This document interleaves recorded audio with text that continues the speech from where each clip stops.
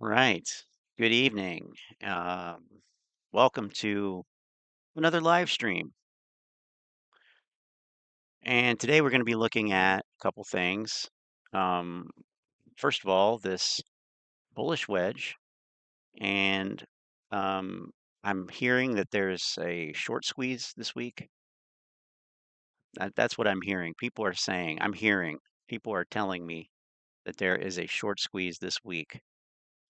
So we're going to check for that. And maybe we'll have a guest pop in. We'll see.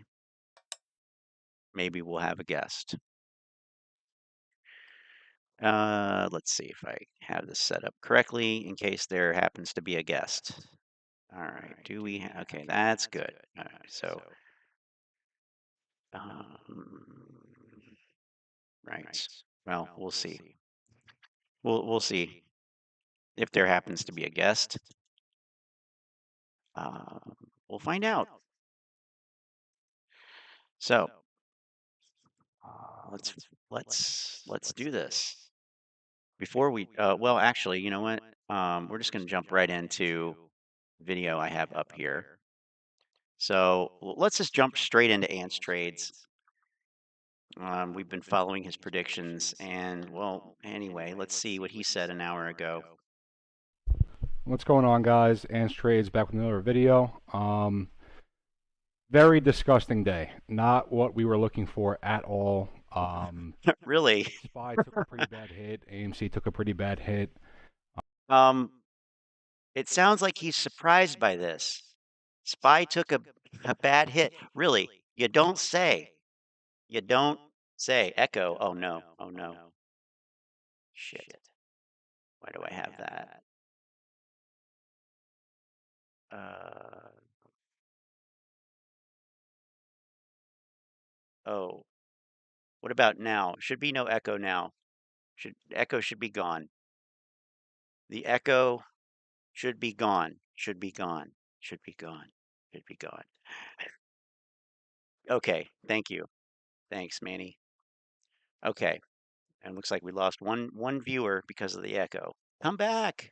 The echo's gone. Okay. So Spy took a hit. Oh boy. Well, I was positioned with puts on the market, so I expected this. Anyway, Definitely not what we were looking for. I will say that things do not look as bad as they seem. And catch a falling knife. I'm going to be very transparent. I'm not going to bullshit you guys. I'm going to let you know what it is, That'll be a what I'm change. thinking, and what we're going to be looking out for. So really quickly, just taking a look at the SPY. Saw a pretty big gap down from Friday's close. Opened the day at 402.77. Early in the morning, we saw a bounce to 405 and then came all the way back down and Yes, closed you did. right on top of our trend line of the descending broadening wedge. Oh, more of these descending Overall, broadening I will wedges. say, volume was relatively low, which is good. Um, Not the best day, not what we were looking for. It's actually not as bad as it seems. I'm going to get into that Mm. right now, actually. Um, I still think this is bullish, personally. This looks bullish to What? me. Uh, you're going to have red What? days Oh on, my on a God. bull run. It's just, you can't just be A green every bull single day. run. I'm going to get We're into in a. that. Okay, This whatever. is this We're is not here to very talk about clearly Spy. bullish. This is higher lows, higher lows. That's what you're seeing from this bounce here. We've been forming higher lows That is a lower low, my friend. over and over. What the It's higher hell are you lows. Still smoking? looking bullish. Like I said, Okay, volume was this is, relatively but low, I which mean, is good. And come we on. found a catch on our descending broadening wedge. I'm going to jump really quick into the 1 hour and show you guys what I'm looking at right now. Okay. It doesn't really look as bad as it seems, in my opinion. This is our bull trend that we have going on right It now. doesn't look as bad as it From this seems. from this low here, this higher low that we formed from the bounce You here. mean it's not as bad as it looks? Really quick, you find What this is what bounce is wrong here, with this higher low guy? there, Don't smoke and weed we've been on before a you bull go on a run, and this is video. our bull trend. So I can attest to that one. again, not really the day that Don't we do it. wanted. You can't be green every single day, which is fine, but Oh this is my the trend we have God. going on right now. and we found a catch right on our This guy has never, he knows nothing about bear markets. I guarantee, I guarantee that this guy has never traded in anything but the bull market. He's a bull market genius. trend line, Yep, and Model 3 as dude. well as the trend line, it intersects with our descending broadening wedge top trend line, and this is where we found the catch, which I think it looks good. Um, Oh, found a bounce and see, this is the problem with only looking at technical analysis. And I said this yesterday, I've said it before. Um, it's one tool in the toolbox, or it's one collection of tools in the tool shed, but there's more to it than lines and wedges and wedgies. You're going to get a wedgie. That's what this is. It's a broadening wedgie. 21 months descending broadening wedge, spring loaded to the moon. And yes, cocaine is a hell of a drug. right on. Love it. You closed right on top of your descending That broadening that wedge. quote. I mean, It's good. That's a good thing. This is bullish. I'm oh expecting a my bounce off of God. this. Where's I'm going to Bad be Back? completely honest with you guys. Today was Where great. is Bad Back? Not what we He wanted needs to at be all. hearing this I shit. am fully expecting a bounce off of this tomorrow. Very bold prediction here. I think we might see 410 tomorrow. I'm just being honest. I think we're going to see a bounce here. Um, let me just be very clear. The market is going to make a decision tomorrow. The market is Tomorrow? going to make a decision. We are either going to Tomorrow. find a bounce here, probably a violent bounce in that, or we are going to crash right through our descending broadening wedge trend line Why tomorrow? and start Does to he make. not know what happens Wednesday? Why tomorrow? Like, Wednesday is the FOMC. I mean, if anything, I would have kind of expected it to trade sideways up to then, or even go up. I, I mean, but at the end of the day, I knew, well, I didn't know it, but I had a strong feeling that it would go down at some point soon. So anyway, Some downward price wow, action. this I guy's do all not think that's backwards the and case. upside down. I still think this is looking bullish. I still think we TA look good. stock says stock should This go is a healthy down. pullback. RSI cooled off a little bit. I think things are looking good still. I'm going to be completely honest with you guys.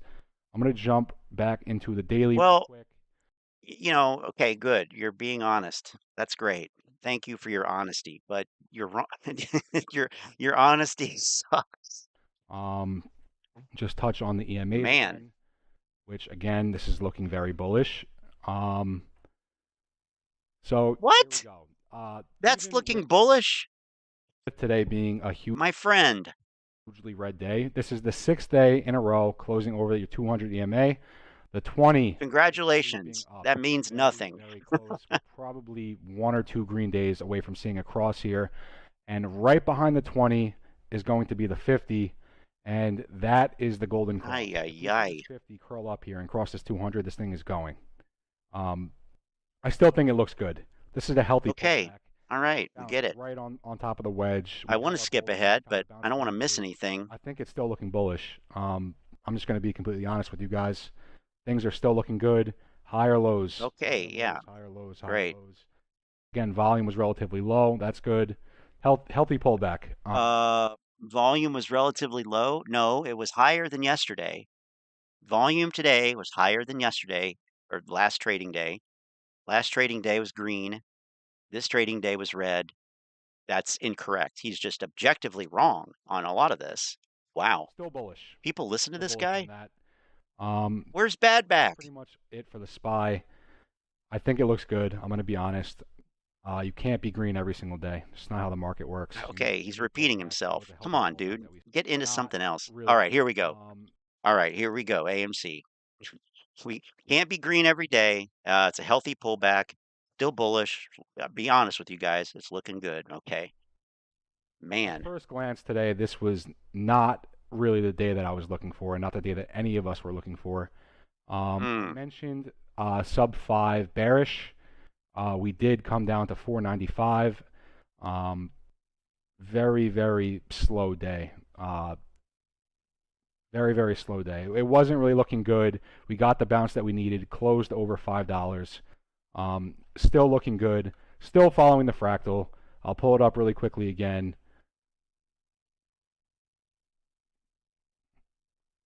Still following.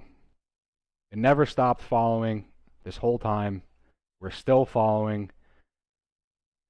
Bottom out, find a bounce, retrace, retrace. I can't help but notice that the fractal goes up here and this goes down. What is this, an inverse fractal? How is it still following the fractal? That makes no sense. What? Model 3 dude bringing the movie quotes here tonight. I like it.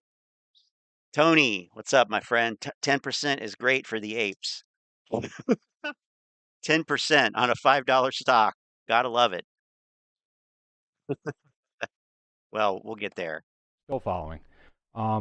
Today was a little bit more red than I would have liked. I'm just going to be honest. All this But honesty. we have completed our retracement. I will say that you absolutely do not want to see anything lower than where we are right now. Maybe we come down to 495 again tomorrow. I do not want to see anything lower than that. Let me jump into the 1 hour charts really quick. All right. So yeah, you do not want to see anything lower than this. I'm just going to be completely honest with you guys. I'm not going to bullshit. So much honesty I'm here. going to pull these up really quick. Yeah, right. Don't be honest. Be All right. right. Or So, like, this is what this guy thinks is being honest. There's no way. There's no way. What? from our rejection, again, this trend line is off sometimes with the 1 hour charts. We hit this trend line and got rejected. This is where we are in our fractal. This is your retracement here and your pattern that the retracement is forming. It's a falling wedge, which is Oh, bullish. it's a wedge within a wedge. And really quickly, we'll start with Friday. Friday, we got the double bottom I was looking for, found a bounce, God. slightly broke out of the descending wedge. Well, what a coincidence. AMC had a double bottom and the market also rallied. Oh, wow. That's After hours, fantastic it went down a analysis. little bit, and then pre-market this morning, we gapped down back into the wedge, trade in this range on our support early on, and then at open and for Yeah, the hell rest of of a the day, support it was line. coming all the way down, broke to the bottom of the trend, and then last hour of the day, we poked back in, closed about 2 or 3 cents under it, and then after hours, right now, we're sitting Yeah, because you right had on the short bottom trend covering. line. Um, You had covering happening like I said before, the market is going to pick a direction tomorrow. SPY is tomorrow. sitting in a very, very Why interesting place tomorrow? right now. It's sitting right on top of its descending broadening wedge, sitting right on the bull trend line. Um, I'm expecting the SPY to bounce tomorrow. I think AMC will follow with that. This our pattern here is going to play out tomorrow. This comes to an end tomorrow morning.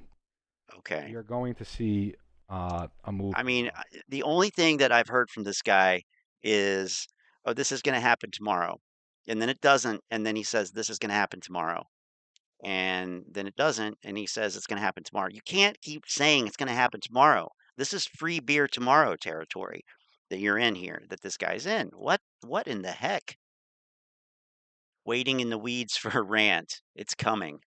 I'm waiting. And it's going to be up or down. I'm just going to I'm waiting for a zinger. I'm gonna be completely honest with you guys. I'm not gonna bullshit you. That's the fifth. My God. No. Being honest. Start lying. Maybe if you lie, it'll be it'll be right. Tomorrow, I'm expecting, I'm hoping to reclaim Hoping. this There it is. He's hoping. I'm expecting, I'm wedge hoping. and break to the upside. I'm honest with you guys. I'm not gonna bullshit you. Tomorrow, I'm expecting, I'm hoping to reclaim this wedge and break to the upside of it again. Wait, so this wedge within a wedge, it actually it did break it to the downside. And then it came up and then it closed outside of the wedge. Okay. You could see this was respected Bullish though. all the time we Super traded bullish. here. Broke out of it, came back into it, broke under it, came back into it again. Um, like I said, you do not want to see less than this level here. This 495, absolutely not. If you break this level, you're talking about 480-ish, and that would be very, very bad. We do not want that. We do not want to see 480. Um, if you break 495 tomorrow, if we come back down here and this doesn't hold, and then you come down to 480, it's looking really bad. I'm not gonna lie to you. I'm gonna be straight up. If you come down to 480 off of this, if you get rejected and come down to 480, this thing is coming all the way down. Um, like I said, tomorrow is going to be a decision day for the market. I think it's gonna make a move tomorrow, up or down. I think it's going to be up. Um, if SPY crashes through its descending broadening wedge and has a hugely red day again, AMC is likely going to follow. I really don't want to see that. So who knows? But I mean, what are the odds that, I mean, I guess we could go back and look at but it's different. I mean, the day before, the FOMC, but I just don't see that. I mean, the market's been rallying, um, for the last few days. So I, I mean, maybe you get a bit of a bounce at some point. I just don't, personally, I don't see it. I don't see it. I don't see the Uh, case for it. Um, and I'm also not looking purely at technical analysis, so, you have a there's big gap that. down here to oh my 410. Um, really do not want to come down to this 480. That's the last thing that we want. We don't want to see anything less than this. Mhm. With that being said, and this is probably bold prediction too, but I think we are going to come back into this wedge and break to the upside. I have still no reason to think that we're not going to. Our retracement is complete. We came back to the bottom. Um, we're going to get a move tomorrow. We're going to get a move tomorrow, up or down. So if SPY starts ripping, we come back into this wedge and break through. It's pretty. We're looking for really a 20-cent move to break out of this. That will give us the momentum that we need. Breaking out of this will give us the momentum to get back to the top of the trend line. Again, this should be a little bit lower. Um, but yeah, let me jump into the daily really quick again and get these trend lines off.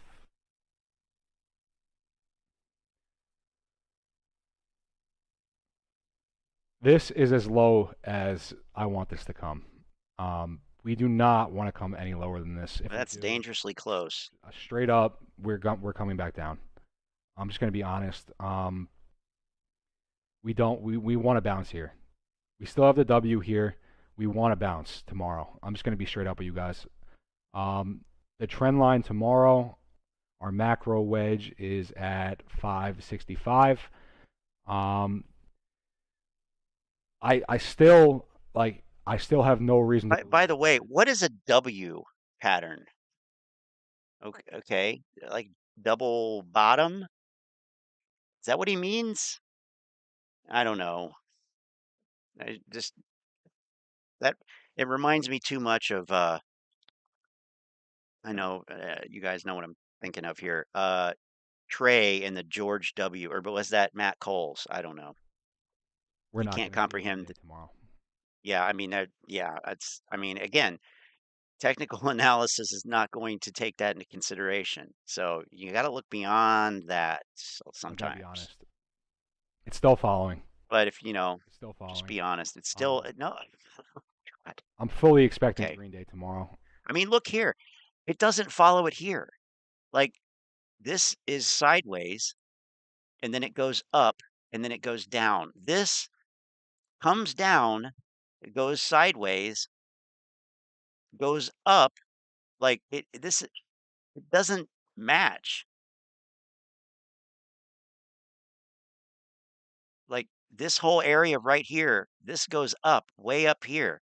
This goes sideways. That's not the same. It's not the same. And then this is coming down here. This is going up here. It's not the same.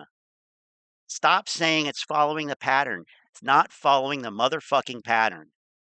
or you need to get your eyes checked, or stop taking so much hopium and spreading it.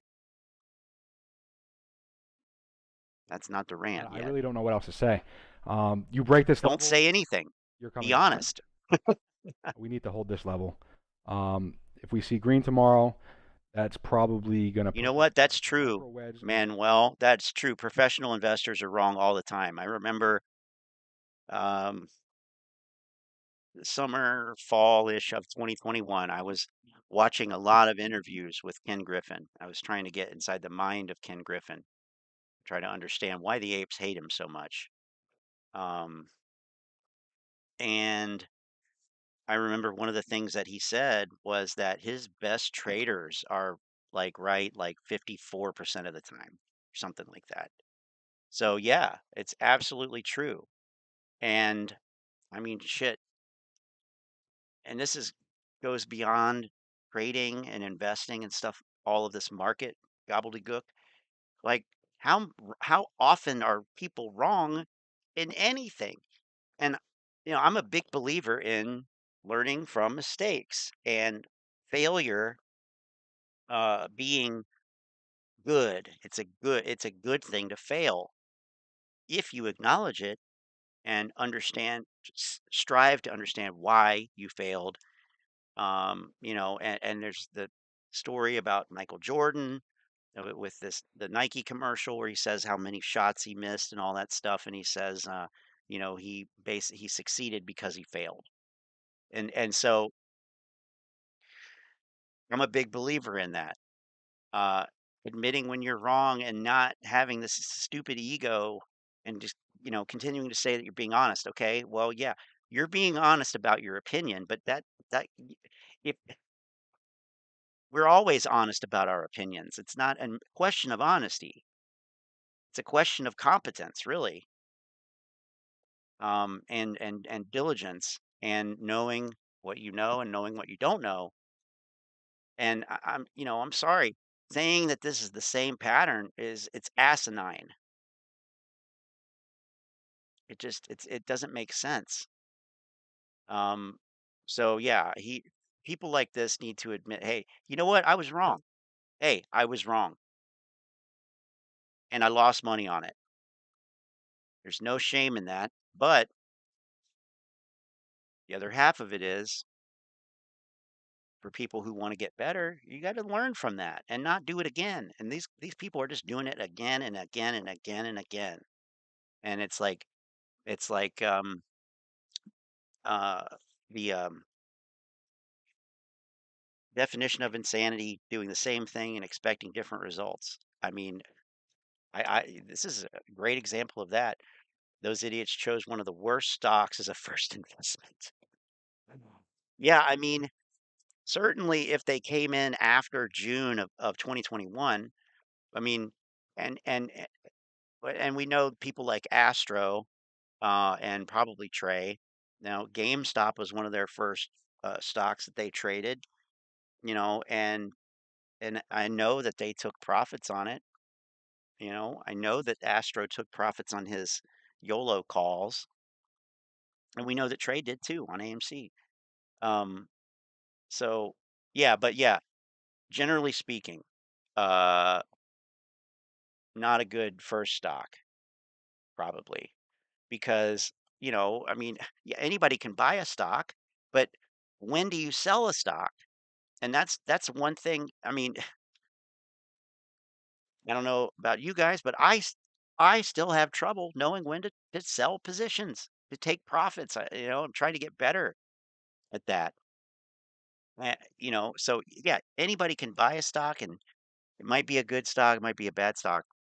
But at some point, you have to either take a profit or cut a loss. They're not doing any of that.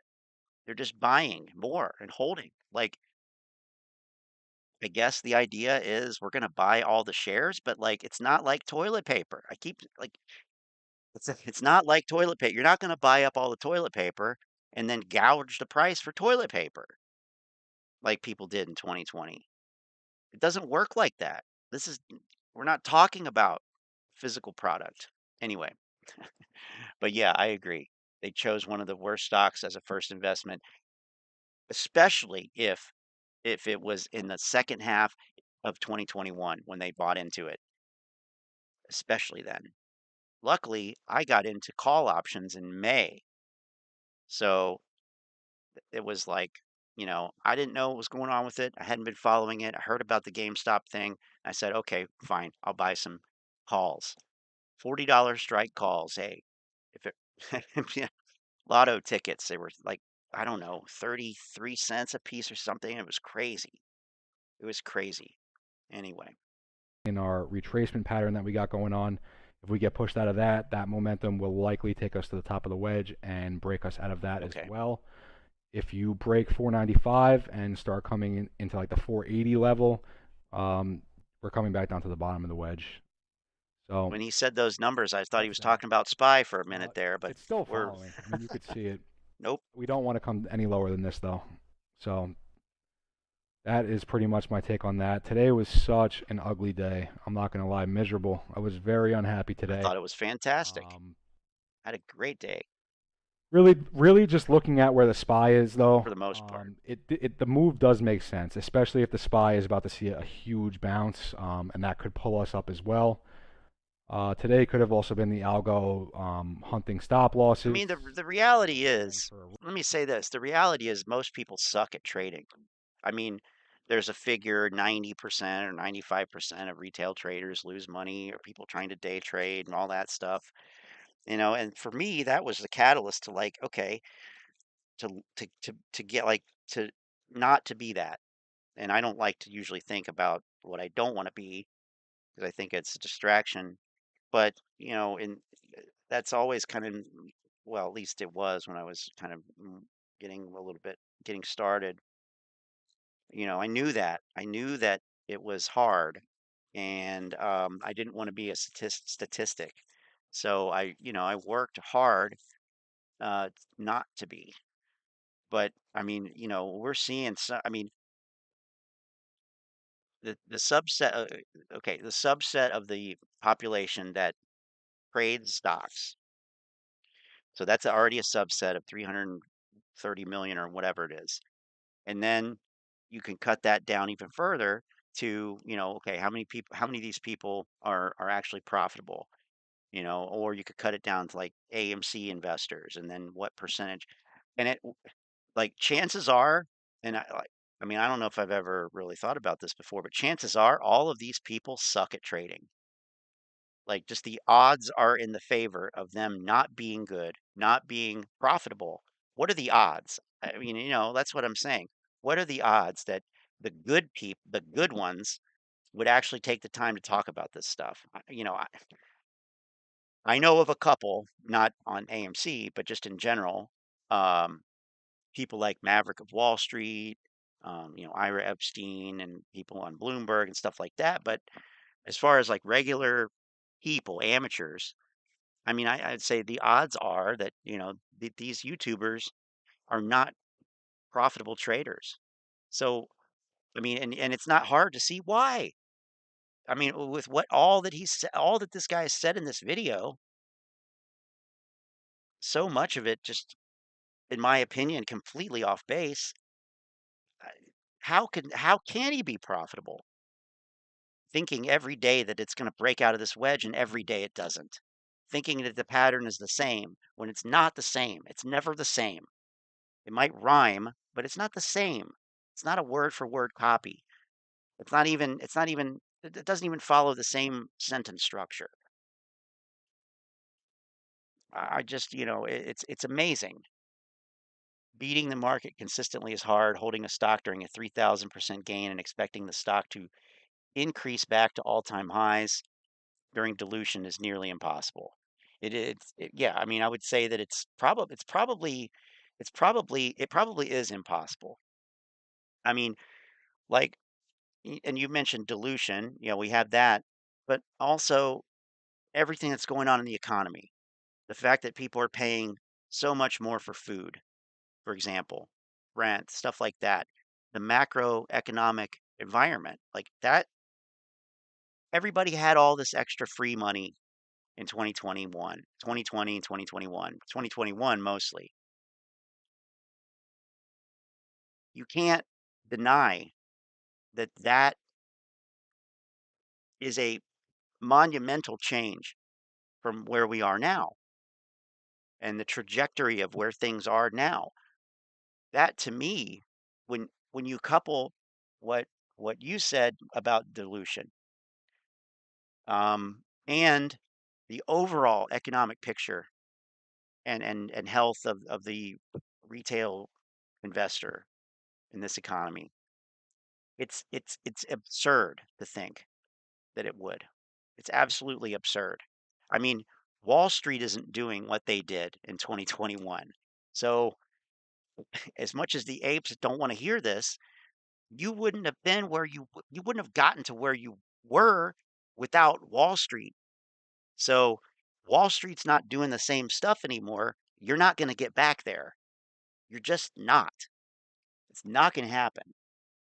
I mean, there I would say there's a 99% probability that it's not because there's no certainties in the market or in life in general. Well, we're talking about probabilities. The probability, the odds are not in their favor. And it like I don't people have to see this at this point. They're in denial. Where is it? He's in denial. They're all in denial. But I mean, we even see people like Frankie Muhammad starting to come to his senses. We saw that yesterday, capitulating potentially, not thinking about getting ready to maybe ruminate over capitulating. But wow, this is something. Trip. Um, we're gonna find out tomorrow. This thing is we're gonna get a decision tomorrow. Um, at the very least, I want to see it Tomorrow. sideways in this range. At the absolute minimum, I want to see this thing trade sideways here. Anything lower than this, it's not looking good, guys. Just going to be honest with you. So that's really my take on that. The volume, relatively low. I mean, really not much to say here. Very, very ugly day. Not what we wanted at all. Tomorrow's the day. Tomorrow is it's going to be. We're going to find out. We're going to find out tomorrow. Like I said, really quickly back into the 1 hour.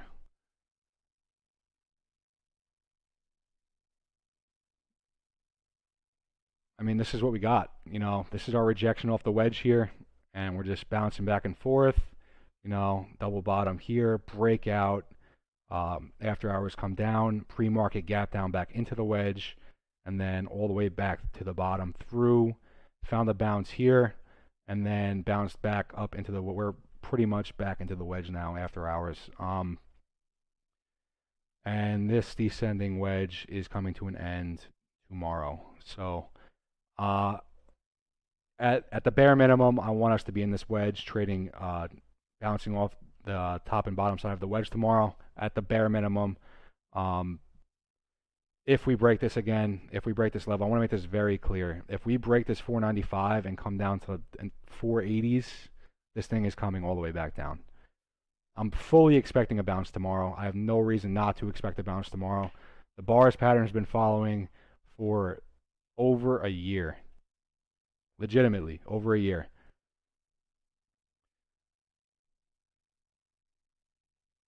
Since November.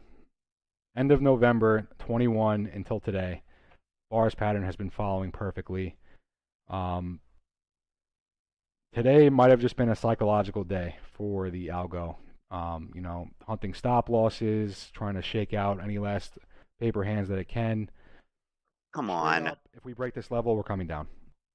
Straight up. If we break 495 and come down to the 480s, we're coming all the way back down here. Straight up. I'm not going to lie. I'm not going to bullshit you guys.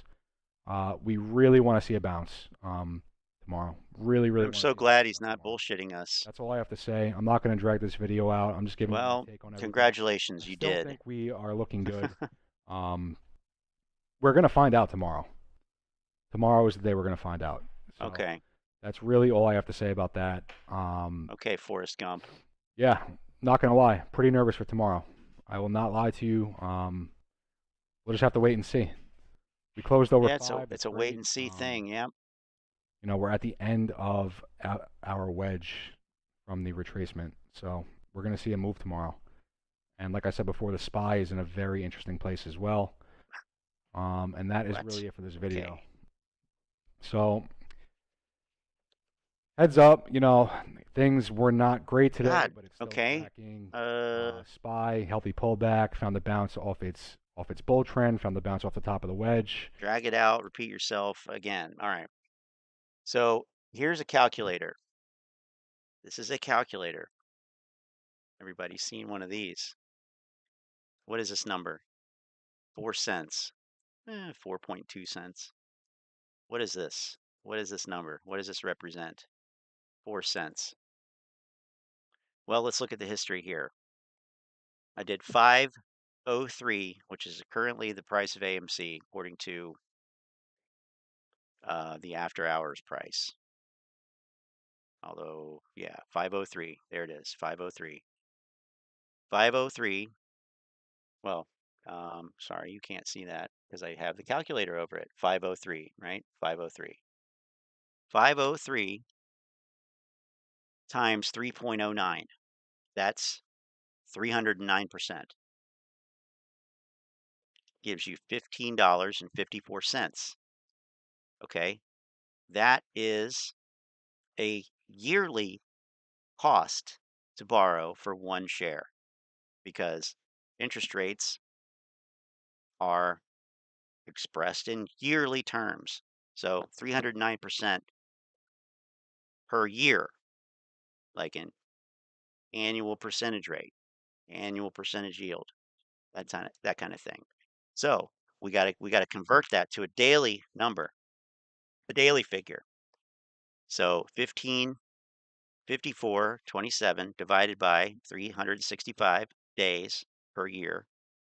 That gives us a cost of 4.25827397260.274 dollars, or we could just say 4.2 cents per day per share. So I know that that is such a huge number that it is making the hedge funds literally shake in their boots. Um, but I think that they'll be okay. I think, and that's 309%. Imagine if it were 100% or 50% or 15%, which they like to even hype that as being high. Oh, it's the cost to borrow is 60%. Wow. Um, they forget the percent part. Percentage depends on another number. If the other number is really small, those percentages, even if it's 300%, it's not going to be that big. So, um, you know, 309%, 4 cents a day per share, 4.2 cents. I'll even, I'll give you 4.3 cents, right? 0.043. What is the total short interest now? It is, I don't know, according to Ortex today, which, whatever. Um, it's here. Actually, I guess I can leave that on. 118 million.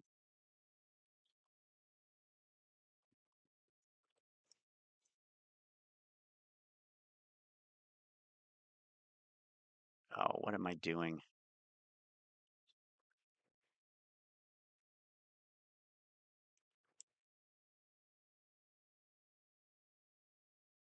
So that's a total cost of 5 million and change per day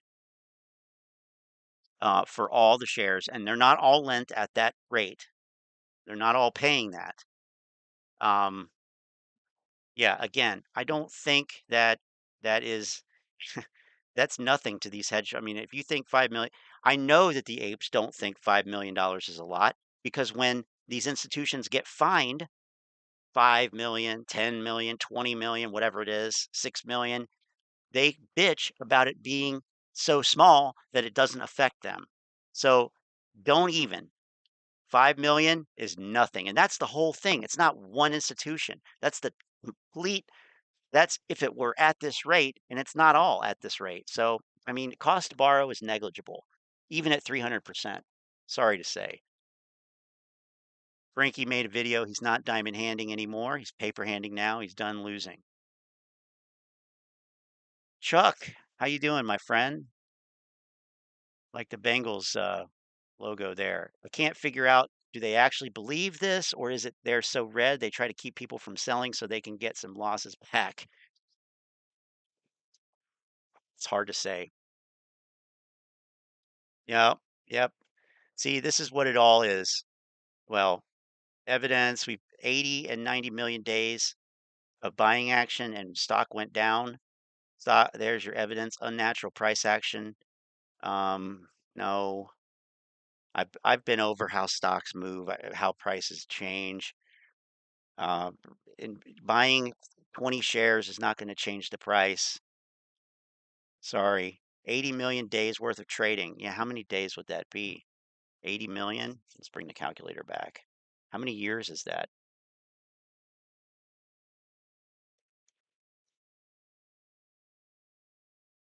That's 219,000 years. 219,000 years of buying.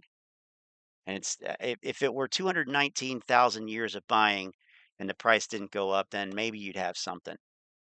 Go back in your mama's basement and cash your $400 Citadel check. You see, this is what this is all this is what this is it. This is all you have are lame insults. I've been hearing that shit for 2 years, kid. I've been hearing that shit for 2 fucking years. Give me a break. Come back with something better.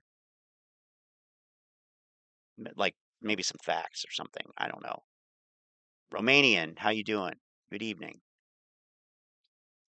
You can see how I'm doing here. I mean, like Citadel would pay me. Seriously, like that's so weak to think that anybody who doesn't agree with you must be being paid by the person that we think is the enemy that we actually have no proof of. I mean, that like Manuel says all the time, no proof Citadel is shorting AMC. There isn't. You have no proof of that. But there has to be a bad guy. There has to be a boogeyman. You've drunk the tang.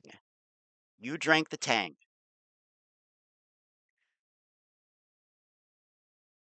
Plain and simple. Believing stuff with no evidence. That's what we call drinking the tang. So anyway, that was fun with Ant's trades here.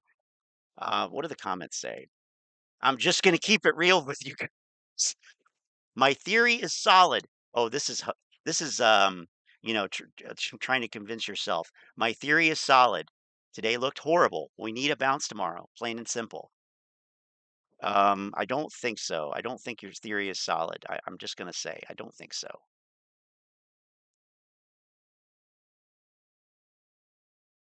You're clueless. We all know there's billions of synthetics.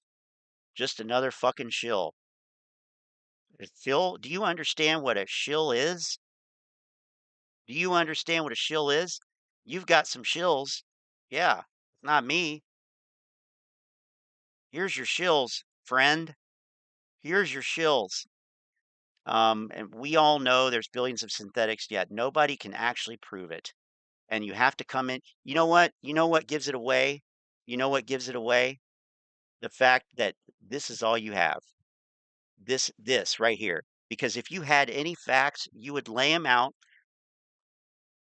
and and that you wouldn't have to insult me. You wouldn't have to insult me. But you do because you don't have facts. You've been trashing the stock for over a year. Uh, Trashing? No, I'm telling the truth. Price action proved it.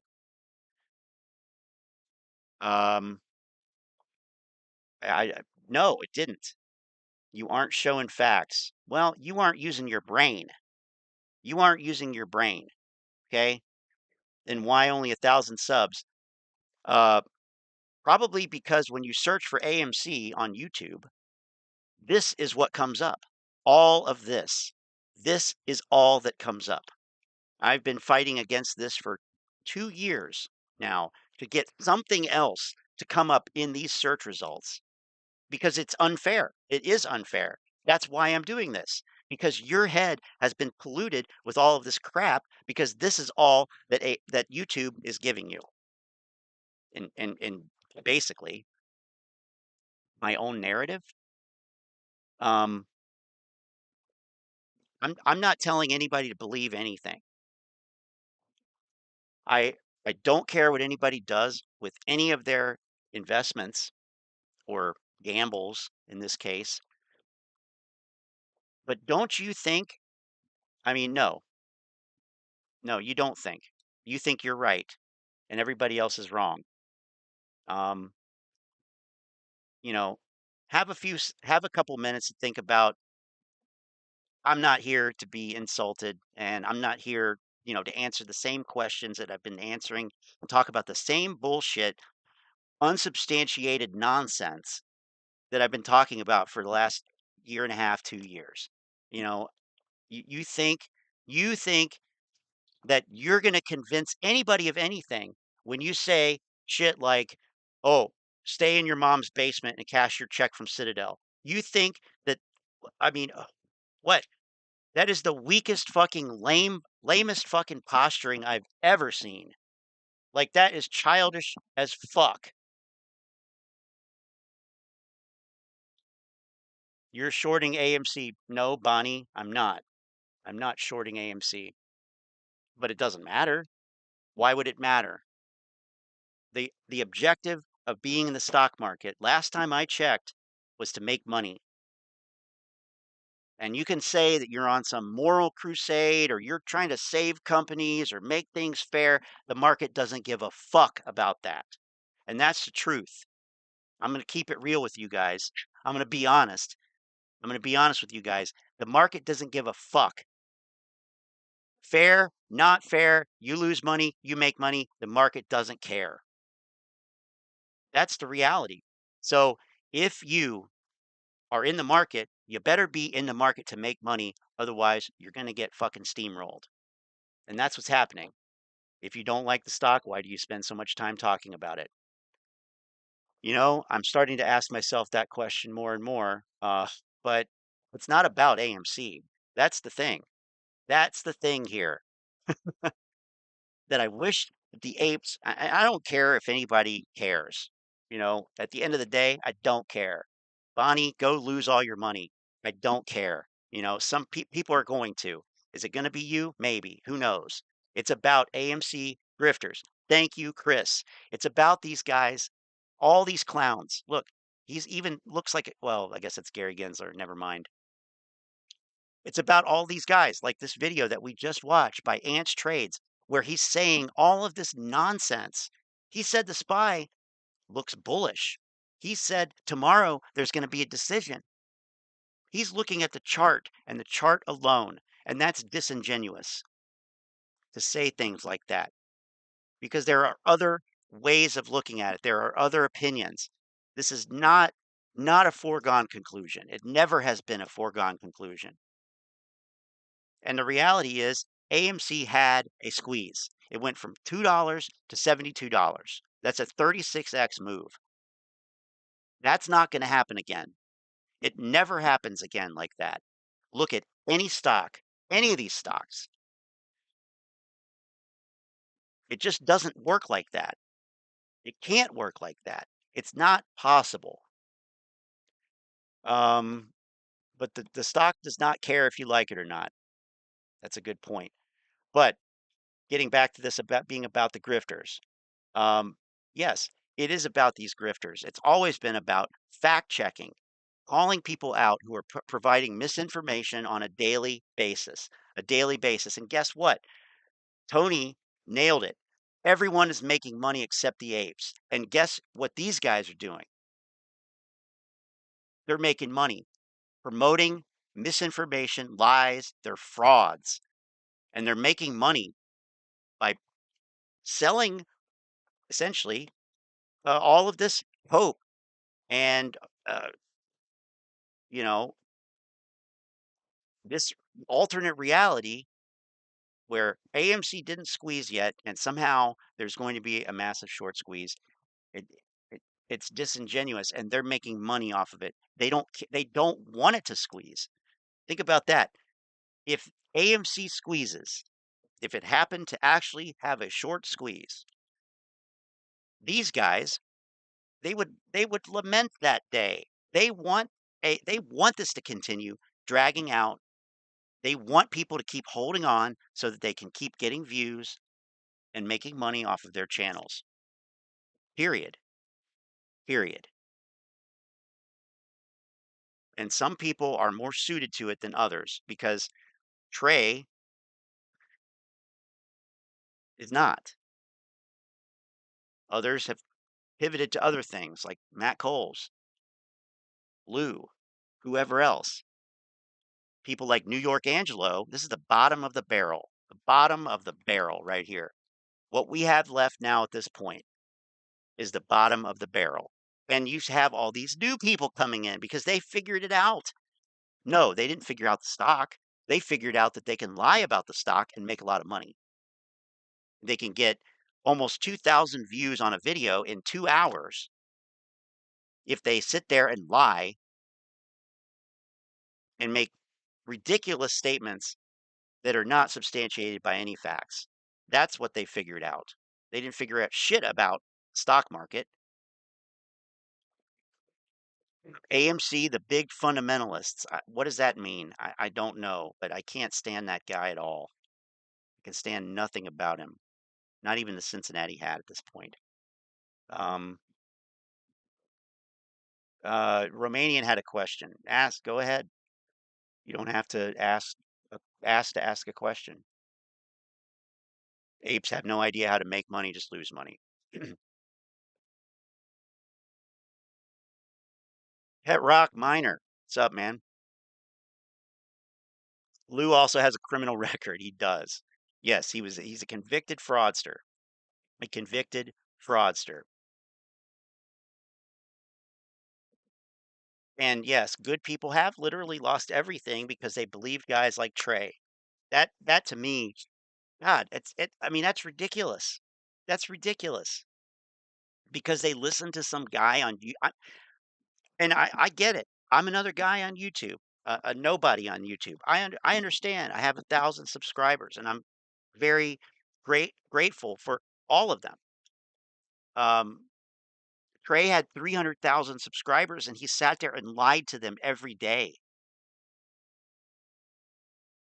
either by saying things that were not true, by not actually knowing what he was talking about. That's lying. That's providing false information. If you're going to sit here and tell people stuff, there should be some standards. That's why I'm doing this. So it doesn't matter if people agree with me or not. It was never about the apes. I was the objective was never to change people's minds about anything. It was simply to call out these liars. And maybe if somebody would see it and think about something differently and make a decision, have a little bit more information. That's it. So I don't care. I don't care. It's not about anything except calling out these grifters, these fraudsters. They are fraudsters, in my opinion. They have ill-gotten gains. They made money by lying, providing false information that's verifiably false. It is. Most of the people in this chat will make money if AMC goes up. Do you think we will miss a good run? And that's the thing. And how many of us have made money on AMC going up or going down by, uh, for example, call options or put options? Because again, that's the point. That's the point. I don't care what it is. I don't care what trading vehicle is. I don't care. Doesn't matter to me. I'm not investing with my heart. I'm not putting emotion into it. I'm trying to make money. It's all about views. That Marine guy that did the so-called protest went from 500 subs to almost 6,000 in just a few weeks. And the Ants Trades guy too. He only has like 7 or 8 videos on his channel. Look at this. 2, 4, 6, 7. And he's got almost 3,500 subscribers. Plus, plus, I have every right to stream whatever I want. There's that little fact too.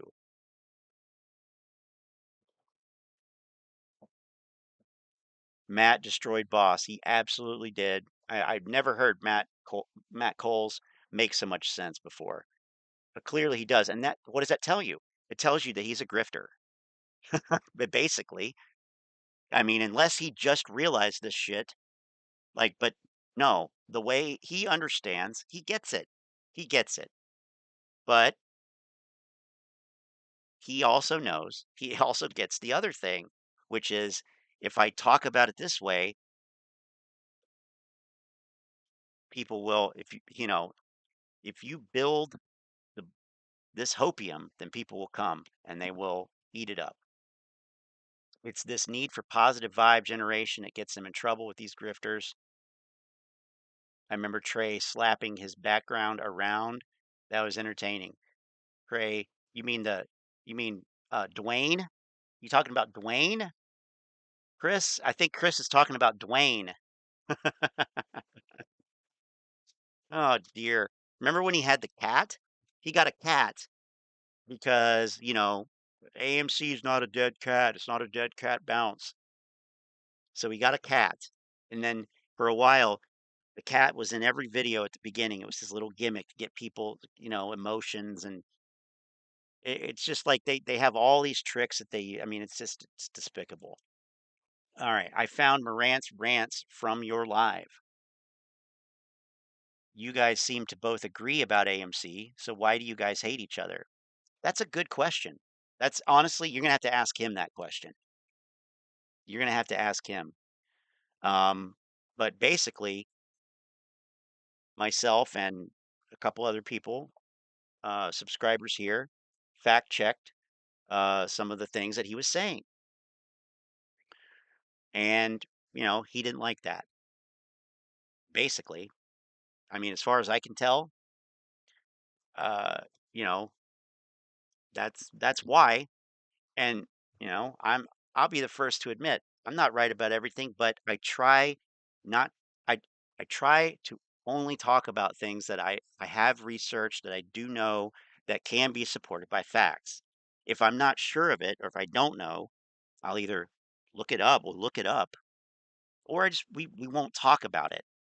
So, I'm not going to sit here and make statements that somebody might go out and disprove. That's the last thing that I want people to do. I mean, but at the end of the day, that's what people should be doing. They should be trying to prove, you know, everything wrong, essentially. I mean, not so much here, although feel free to do it. But the idea is, you have to question everything. You can't just accept what you're told. But because these guys are not like what I just described, they will say things that are unsubstantiated that they know are unsubstantiated. They won't provide any proof, and they're easily disproven. Like it's like embarrassing how easy it is to disprove this shit.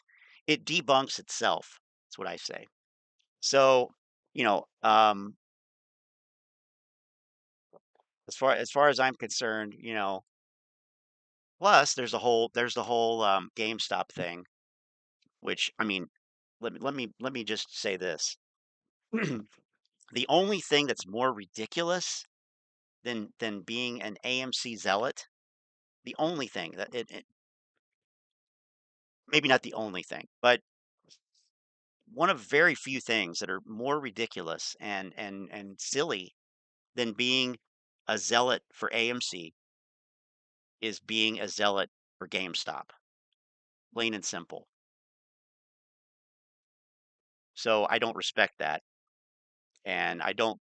I think it's stupid, quite frankly, to sit there and bash AMC, which is a dying company, while you are all up the ass of another dying company. It makes no sense. That's somebody who's overinvested in one and wants to feel better about it. That's what I see. I see a little boy who made some dumb decisions last year or a couple years ago, can't man up to it, and so he adopted this gruff asshole, persona. It makes him feel better to put AMC down. I'm not sitting here putting AMC down. I'm not talking about AMC. Most of the time, we're not talking about the company. We're talking about the people talking about the company and how they're lying. I mean, yeah, we talk about AMC from time to time to check a fact here and there, but it's not about bashing AMC. It's not about trashing AMC. It's not about trashing the apes. It's about trying to uncover what's actually, verifiably true. What does the evidence actually support?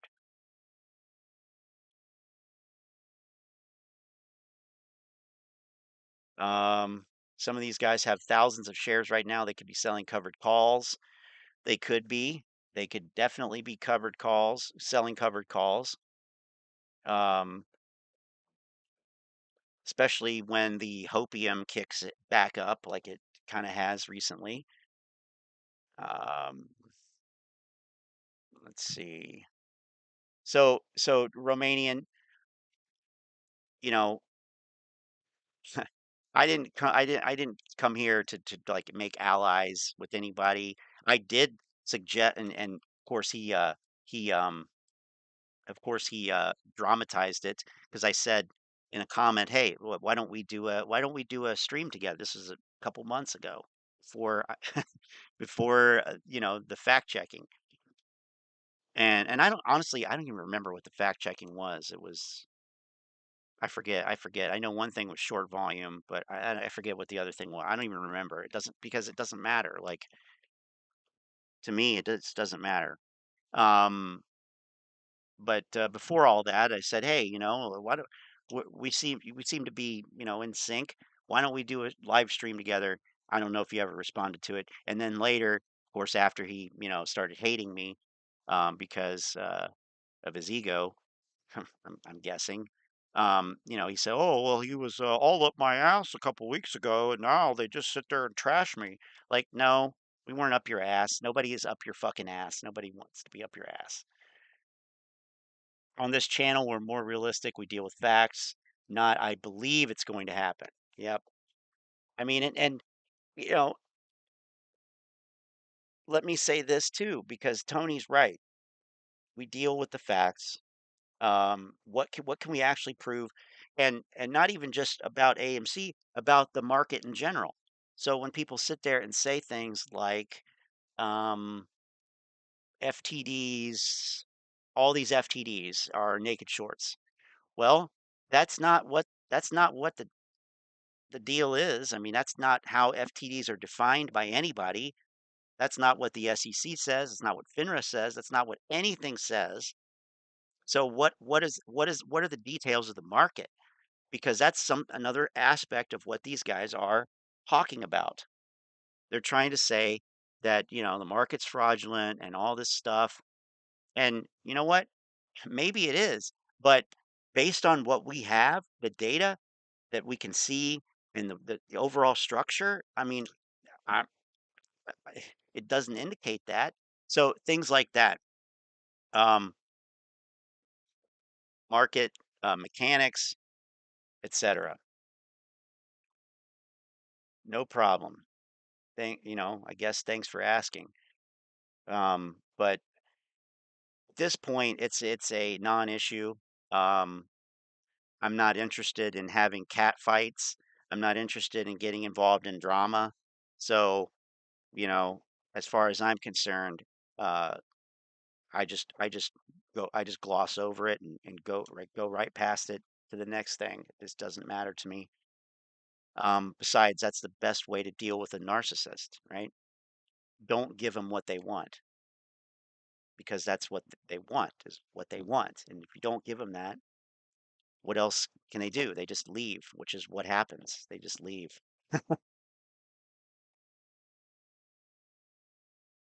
So I don't even acknowledge it. I don't even acknowledge it anymore. I just move right past it.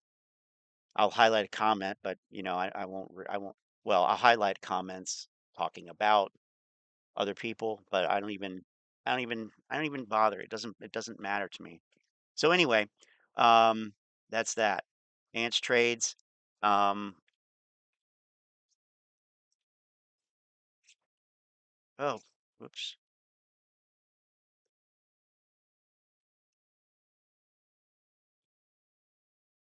This channel was created 2 weeks ago, a little over 2 weeks ago, and has over 3,000 subscribers. I mean, there's seven actually now, 7 videos.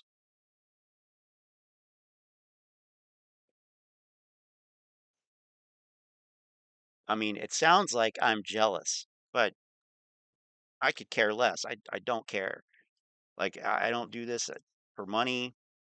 I literally came home. Well, I left work. I went to the grocery store, came home, and came on here. So it's like it's not about that.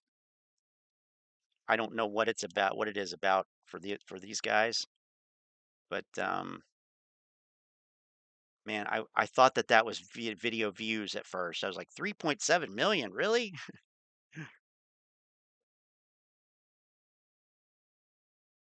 Yeah, and yeah, I get, low views. That's a symptom of the problem as far as I'm concerned. So it's a good thing I'm not depending on this for money because I would make 57 cents to $9 per month or $7 to $110 per year. And, I mean, the apes could ridicule that, but that's really that would be a really foolish thing to do because the people that are making a lot of money on YouTube are full of shit. So at least with AMC. Anyway, like, well, who's left? New York Angelo, for example. We mentioned him earlier. It's been a minute since we watched one of his videos. Look at this. 132 to $2,100 estimated. I mean, that's not even really that much. 25,000. But I mean, imagine making $100 a day putting out this garbage. What garbage? Well, let's find out. Truth hurts. You know what? And here it is.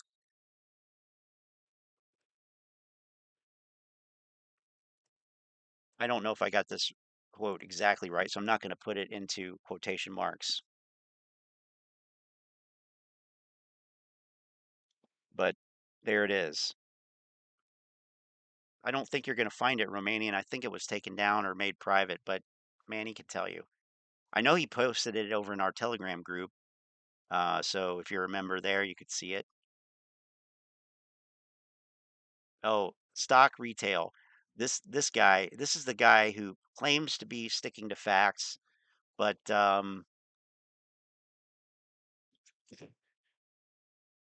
Shadow Stars was in here. He was in he was on the stream with me a couple weeks ago or so. We watched one of his I think it was him. I think it was stock retail. We watched one of his videos where he said he was claiming to be unbiased and evidence based, and it was completely ridiculous. Cherry picked information. Here it is. Apes Doomsday is coming. Doomsday. Okay guys, I think I figured it out why the ape is so high today versus AMC stock. The both securities are getting closer to each other price action wise. I Oh, think that the apes what could want to vote. what what a marvelous discovery he has made. Wow. You cracked the code, Angelo. You cracked the code. No. For the incoming meeting agenda are the one Jesus. who are buying so much. Let me explain why.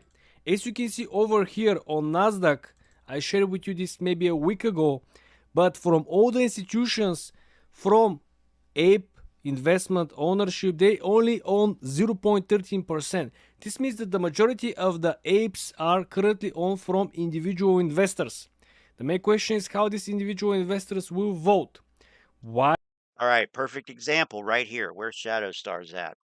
Uh, perfect example of disingenuous information because what is this? Ape institutional holdings. Okay, ownership summary. Institutional ownership 0.13%. Also, it says total shares outstanding 643 million. Is that correct? I don't know. You'd have to look at the latest filing to see that. I guess it is. I don't know. I don't really care.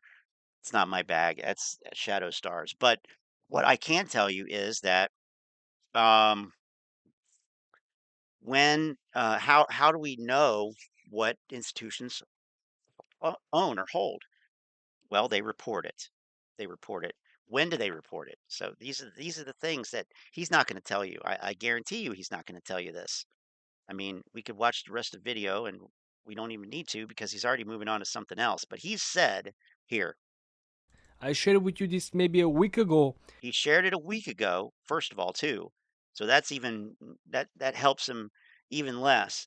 But I'll get to it. But from all the institutions from ape investment ownership, they only All the institutions for ape ownership investment, own 0.13%. they only own 0.13%. They only own 0.13%. He's saying that in the present tense. They currently own 0.13%. Problem is, that is an old number. We don't have the fourth quarter 2022 13F filings that the institutions file with the SEC. That's how they tell us what they have. But the catch is, yes, they tell us what they have, but they don't tell us what they have. Now they tell us what they had last quarter. They tell us 45 days after the quarter ends what they held on the last day of the quarter. So what this is telling us, right here. This is telling what does this indicate? Well, we don't have the filings from Q4 yet. We won't have those until mid-February. 45 days, a month and a half after the end of the quarter, which is the end of December. So this is third quarter numbers. This is third quarter numbers. Does anybody have a problem with a dude sitting here in a Yankees hat? Just kidding. Does anybody have a problem with a dude sitting here telling you that this is what they own, yet this data is essentially 2 quarters old? No, this is not what they own currently. We don't know what they own currently. The only thing we can say is, see, July, August, September. At the end of September,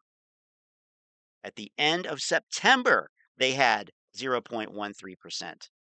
That's the latest filing that is out. So this is absolutely ridiculously disingenuous. Right, already 30 seconds in. 30 seconds in, he's providing false information. And I'm not going to sit here and look all this up. You know, when do, that's for people to do. I've done that. I did that 2 years ago. People can look it up if they doubt what I'm saying. But institutional filings come out 45 days after the end of a quarter, and they indicate what was held on the last day of that quarter. Doesn't tell you what they bought or sold. You don't know what price they paid. They like to talk about that too, particularly the creative investor. He gets very creative with those numbers in his premium FINRA membership. Fintel membership. But the reality here is that, and this is one of the lags in data that people have talked about before. The lag between, hey, we held this on this day, but we're not telling you what we held until 45 days after it. And the reality is, by the time that 45 days rolls around, Guess what? They could have sold all of it or they could have bought way more. So we don't know what they have at any given time. We only know what they had at the end of the most recent quarter, provided that it's a month and a half after the end of that quarter. If it's not, guess what? You're looking at third fucking quarter data. Good job, Angelo. You're providing a real fucking service here. Fucking grifter. Bullshit. This means that the Bullshit. majority of because No. as you can see over here, the ape preferred equity units are Oh, so now he's trying to say, now is he now he's tr- so how can this even make sense? How can this even make sense? We already know this is false. How many shares did Antera Capital buy? Is that reflected in this? No, because it happened in the fourth quarter. Fuck you, Angelo. You piece of shit. You lying sack of shit. Fucking asshole. I don't even want to watch the rest of this video because he's already laid the groundwork for a grift. This is fucking bullshit. No, absolutely not. This is ridiculous. So obviously, where he's going with this, I'm not going to watch the rest of it. I'm not going to give him the view. 0.13% institutional ownership. So the obvious conclusion is that retail investors hold all of the shares. Okay, great. But problem is that they don't. How do we know this? Because there was literally this entity, hedge fund, whatever, that bought, however many they bought for whatever price they bought it. So right there, that should tell you this is wrong. But he's going to sit there and say, guess what? Guess what? Retail investors, you have the power to change this vote because look how many shares you own. Bullshit. I mean, I'm sorry, Bonnie. I wish it was different, but the truth hurts sometimes. It's not. It's just like I I can't sit here and listen to this disingenuous crap day after day after day after day without calling it out. I can't do it. I can't do it. This is too egregious. It's too bad. It's too ridiculous. I mean, and the fact that people do, the fact that people eat that shit up and repeat it and believe it, it is a tragedy, a travesty, tragedy. It is tragic. You have to go beyond what they're saying. The swamp is full of politicians and Wall Street dogs, and nothing AMC has nothing to do with that. You are not going to change anything by holding a stock that is going down. Hell, you're not going to change anything by holding a stock that's going up. This we could be talking about Tesla right now, and it's still irrelevant. It's still irrelevant. Wall Street sucks. I hate Wall Street. Let me be honest. Let me be honest with you. I hate Wall Street. I hate the system. I hate it. It's stupid. It is the dumbest system. It is the dumbest fucking system that anybody could ever have come up with. It is inherently skewed. Yes, they are fucking cheaters. I think that they probably are. Not in terms of breaking the law. That's the catch. Not because they're breaking the law or violating policies, because they have so much fucking money. If you have more money, you can do more. And these motherfuckers have endless amounts of money. They do. So, given that, so what? So you can either cry about that, sit there and complain about it and make excuses why Wall Street is, corrupt, and that's why I'm not making money. You can go down that road, or you can say, you know what? Fuck it. They're corrupt, fine. I'm going to capitalize on their shady practices and say, okay, I don't think that personally, I don't think that the stock market that Tesla stock should have gone up. I'm just making a hypothetical Model 3 dude. So I don't think Apple should go up. I'm not a fan of Apple. But if they're going to take Apple up, why not trade it and make money when it goes up? If they're literally that retarded, in my opinion, to have Apple as the most important stock in the world, and I think it's dumb. Well, if I think it's dumb and I make decisions based on that thought or feeling, then I'm going to get crushed. So I have to go with what the market is doing, as retarded and stupid as it is, if I'm going to survive in this game. That's it. That's it. And I want to survive in this game. I want to make money. So I put all that aside and I say, where's can I see where the market is going? Are there indicators that I can use combined with knowing, understanding macroeconomics, interest rates, and all that stuff, and corporate earnings, and economic indicators like unemployment and all that kind of stuff?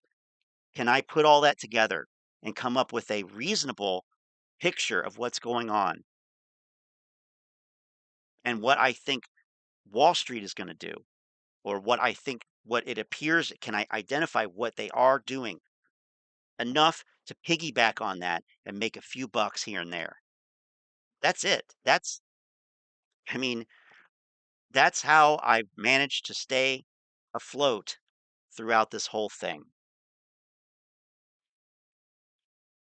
So, swamps, politicians, Wall Street, crooks, corruption, it doesn't matter. Are you in it to make money? You better be, because that's the only reason that anybody should be, because, you know, Wall Street has the most powerful lawyers in the world. You will not change Wall Street. People, millions of people, what was it? I forget how many millions, but millions of people literally lost their homes. They lost their homes after 2008. They lost their homes where they lived with their families. Some people, by no fault of their own, they got, you know, taken essentially by these loans, mortgages, adjustable rate, all the shit from 2008. People lost their houses, their homes. And did anything change? I mean, yeah, okay, yeah, we have Dodd-Frank. There are some things that changed. We don't have naked short selling now, legally, except for market makers. Excuse me, market makers have to hedge, but that's the Volcker rule. They have to. That's why we see all this gamma squeezing, all the shit. But essentially, you know, did the essence of Wall Street change after that? Because it was unfair that people lost their houses? No, no, didn't. It didn't. So if that's not going to make anything change substantially, why would this? These are questions that people have to talk about. They have to confront, in my opinion. And the answer is, it doesn't matter. Is there manipulation? Probably, but who cares? Use it to your advantage. Learn how to use it to your advantage,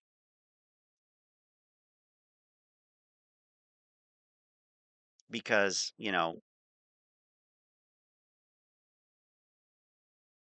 it's just like, it doesn't matter. It doesn't matter. The way I see it, every decision that an individual investor makes is on them. So if I make a trade and I lose money, that's my fault, no matter what. No matter what. And if I make a trade and I make money, then that's my fault as well. It's my doing. I made the right decision. Great, good for me. If I lose money, I made the wrong decision. Period. Now, it's very easy to, blow off steam and say, "Oh, these cocksuckers." And believe me, I do. But at the end of the day, I know I screwed up. I wasn't paying close enough attention. I wasn't looking at the right details. I wasn't doing this or that, or whatever. Hopefully, I can pinpoint why. That's the idea. Pinpoint why. Why did I do this that didn't work in that situation? But anyway, 2008 was a great year. Bought a $400,000 home for 190. Can we have another crash? Yeah, can we? I need to buy a house. I want to buy a $190,000 house for 65. Can that work? So, yes, Scott, there were people that we all thought were well off and they lost their homes due to bad loans, excuse me, to buy other homes. And and that kind of thing happened before too. But you hear a lot of references to 2008. Well, you used to. In 2012, you heard, I'm sorry, 2021, you heard a lot of references because they were going to avenge 2008 somehow. Like that makes sense. Like we're going to punish the short sellers now because of something that happened, 12 years ago or whatever. It just makes no sense. It's like it's like just totally juvenile thinking. Um, and it's just weird. But yeah, and it's been a while since I mean, obviously I was around in 2008, but I wasn't really paying attention to the stock market in 2008. Um, in fact, the biggest thing I remember from 2008 was, I think it was 2008. There was a hurricane. I think it was Hurricane Ike, I want to say. Um, and I live in Ohio, but uh, we had, yeah, September 2008. Yeah, basically, we had straight line winds that were like, I forget, 60, 70, 80 miles an hour or something like that. And we lost power for like a week and a half.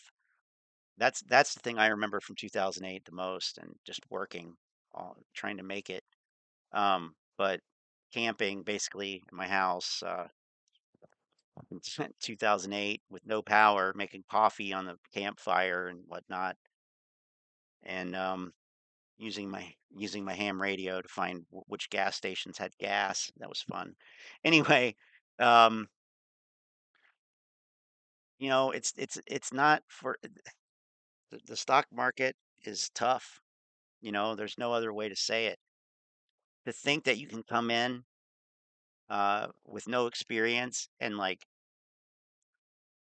essentially outsmart Wall Street, uh, that may have happened with the first GameStop squeeze, the initial GameStop squeeze 2 years ago. That may have happened to some degree, but that's the thing about these guys. Uh, they they learn, they notice it, and they learn and they change.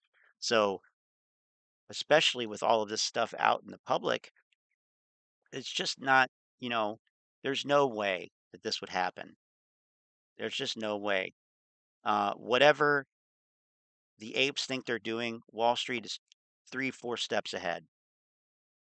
Um, and that's fine. That's the way it's going to be. But to be saying the same stuff that they were saying in 2021 is it's silly at this point. I honestly can't believe that that I still have this channel, that I'm still talking about this. And the only reason I am is because they are.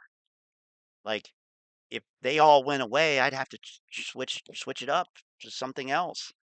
But as long as these guys keep grifting, this is what I said in 2021 when I started the channel. As long as these guys are still putting out this nonsense, I'm gonna call it out.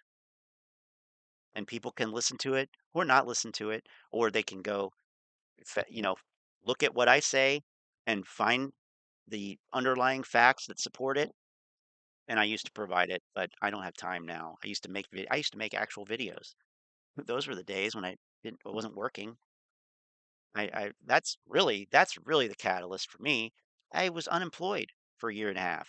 So, you know, I started a YouTube channel and I had a lot of time. I stayed up late making videos, learned how to do video editing and all that stuff. And it was great, fun. And then that channel got deleted. Hi, Lynn. That channel got deleted for some reason. YouTube. I think that I short the VIX. I think that his little follower clan um, reported me en masse. Where's he, by the way? Where's this little rat? Look at this little slime ball. 12 days ago. What? Oh, she streamed. Life-changing money. Stock market live was short. Life-changing money. Life-changing money. Amazing day. You guys saw an amazing call-in session that Gabe and I just did. Long time no see. It's been like literally 20 seconds. Sorry I'm late. We went a little bit long. We were having a conversation with a couple of our members there on the phone, on the live stream, having a good time as we usually do, man. I mean, you guys print every single day. It's awesome to see. I love seeing you guys win. I don't know why I just tried to plug in my mouse for literally no reason. But again, team, make sure you guys run up the likes on this stream over here. Yes, run up the likes. Stick with what you know. Like, I'm probably just gonna like trade a fuckload of SPY. Very satisfied. I think I made the right choice. Using last week, my first week back to study and watch video. You have to switch to a cash account. He's not even looking at meme stocks at all. Look at this. He's looking at Apple, Tesla, SPY, and Nvidia. I don't understand why these guys don't trade the NASDAQ. Like, that has been the money trade. That was the money trade in 2022. Like, I traded SPY in 2021, and at the end of the year, because I became bearish towards the end of 2021, and I got burnt on SPY, being bearish, of course, as we all know what happened at the end of 2021. I was a little early, but in very early 2021, something told me trade the NASDAQ because it is going to drop like a rock. It is going to those tech stocks soared because of the free money. They're going to sink like a lead weight. And I was right. And it was good. It was a good time trading, still trading it because the moves are exaggerated so much. But I don't know why he's looking at essentially tech stocks. He's looking at 3 tech stocks, and yes, I'm considering Tesla a tech stock for the purposes of this. I don't know why they don't trade the Qs, but anyway, whatever. Yeah. Good shit, team. Still on this 4 stocks. Wow, what a stream. Trading SPY, the spreads are like maybe 2 pennies. I'll get filled at the most like 2 or 3 cents. God, he's so freaking annoying. The spreads are 2-3 cents. Yeah, that's definitely wider than they used to be because the volume's lower. Yeah, that was a mistake. That the buzz saying I'm printing, right? He's in the rat cellar. Rat's Keller. Right? I think it's something like that. I know Lynn probably knows that because she's German. All the shit he was trading while telling others to buy AMC. Probably, yes. Yeah, it's a good point, actually. Now he's just admitting it. This AMC, this is going to happen. AMC stock squeeze. AMC update. What channel? What is this? I've never seen this channel. 10 subscribers. Why does a 10 subscriber channel come up in the search results, but I don't? That's ridiculous. All right. This is too much important video for you. Oh no. Oh man. Look at this. All these foreigners coming in. No offense. but like this is too much important video. I mean, it's either a foreigner or a toddler. No, trading them because of the high volatility only. Well, that's what I'm saying though. Like that's why I trade the index, but I mean, I guess it's just like it just okay, I guess what I'm saying is it's odd to me that he's got SPY up there instead of the triple Qs because he's looking at the tech stocks. Like, why wouldn't you? But I mean, whatever. Yeah, we had a Rats Keller too in Cincinnati, actually. Yep, cool.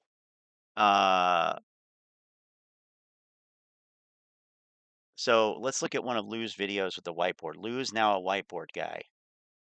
AMC is about to squeeze again. Oh, okay. News to me. I'm back, and I promise this will be the last whiteboard thing. Okay.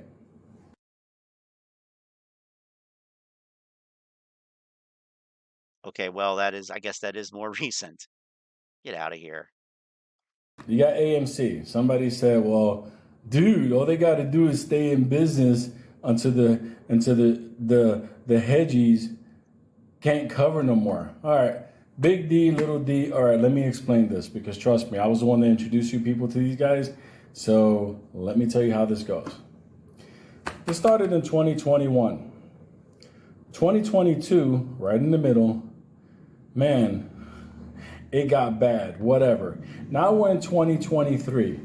If you take that approach, all they got to do is stay in business. Well, tell me this after I point this out to you. June 2nd. Okay. Then ape. Okay. And now reverse split. Squeeze killer, squeeze killer, squeeze killer. What do you think 2024 will be like? The year of the Moaz? Let me tell you something. Is this a clickbait? This is clickbait. This is a clickbait? I'm just now realizing that. If you want to hold on to this stock until it has its final Moaz and the shorts can't cover because of the coming liquidity crisis that we are in right now, I get it. But you have to be realistic about something. This is about to squeeze. You know why? Because the street is running out of easy free credit. Money's tightening up. Why do you think this is being done right now? We won. We won. We were going to win. Now, wait a minute. That is what's happening. It's not a clickbait. We get to the point, and I can tell you right now, there is right now a very limited supply of actual AMC shares out there. That's why there are people buying up ape. That's why that big fund just bought a bunch of ape. AMC shares are right now, they're hard to come by. Okay? What? So they're stocking up on ape. Geez, same old Lou. Are you serious? Wow. You use this 2021 to 2023 to 2024, they keep coming out with something else. That's the problem here. So you got to make your money in between. Okay, so let's say right here, let's say you sold off here. Let's say before ape in that run up, you did it there, the 54, the 34, the 27. Okay, let's say when ape runs up before this, you make your money. After the reverse split, before they do some more sprinkling, you make your money there. You have to make your money in between the actions that they take to protect the hedge funds, because that's really what this is all about. Oh, to protect the hedge fund. All we gotta do is hold on. The company just has to not go broke. That's great back here. Between 2021 and 2022, I was all for that. Going into 2023, facing a reverse split, looking at 2024 in 11 months, no. The money is made in between their actions. That's what it is. That's where it's like. How many of you right now wish that you sold June 2nd? How many of you everybody wish you sold before 8? How everybody many of you else. are going to wish you sold before that reverse split? There you go. That's why when I cover AMC, I cover it different than other people.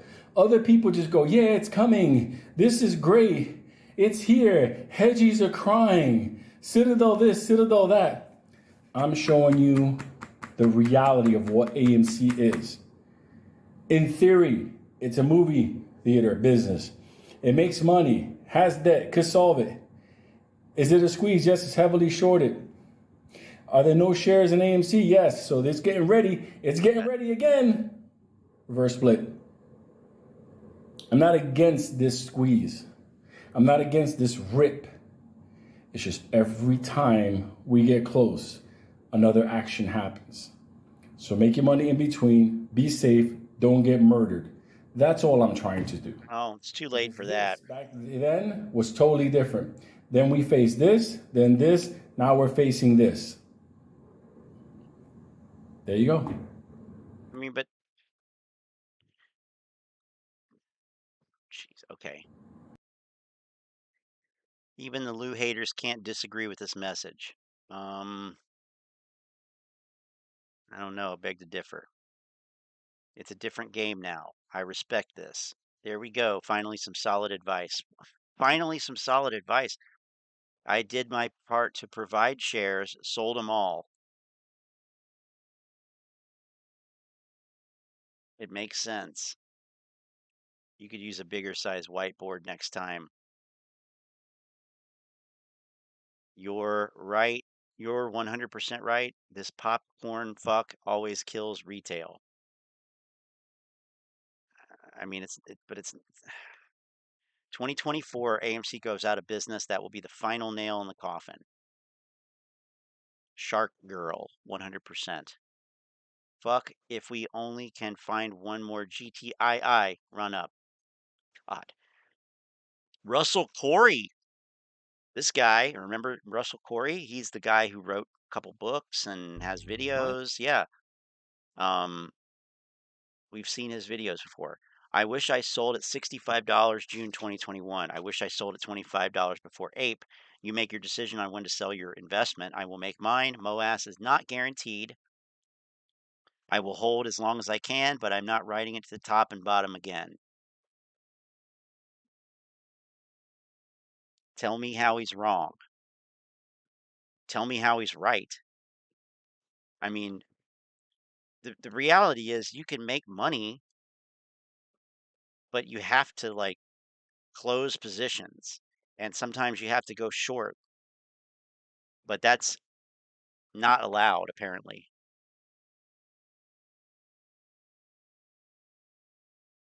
Like, is this a stock that I would trade personally? No. But that's a problem when you get stuck on one thing and you know, like, I don't know. Maybe Lou will make the apes turn over a new leaf, but I mean, he's still sitting there saying it will squeeze and that there's no shares. I mean, when was the last time somebody tried to buy a share and there was no shares? There's always shares. It's not like toilet paper. That's what I say. It's not a physical. You're not talking about a physical product. It doesn't work like that.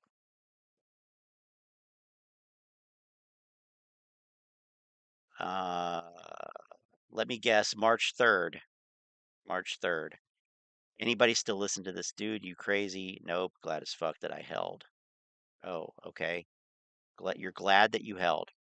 Okay. Good. Because you feel something. I don't know. Yeah. All right. So let's see. Last video, and I got to see what we got here, but I got time for one more video.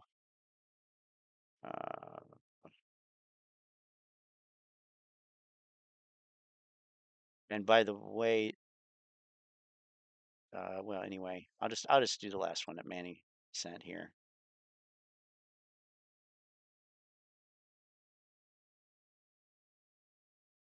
He's saying it will squeeze because that is what grifters do. They say what you want to hear. I mean, exactly. Let's go over the recent AMC Oh, hell yeah. Matt Coles this is nostalgic. All right. developments. This is a great last video, except stupid intro. I hate their intros. Form 8K. The music's always way too loud, for one thing. Always way too loud.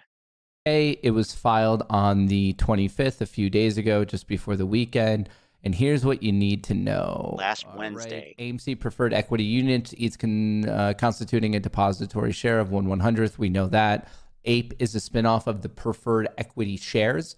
One preferred share was made into 100 units, and that's what APE is, an AMC preferred equity unit. That's what they tell us APE is indicative of. So on January 25th, 2023, AMC entered into an amendment to the credit agreement. The 12th Amendment extends the fixed date of the termination of the covenant suspension period for one additional year to March 31st, 2024.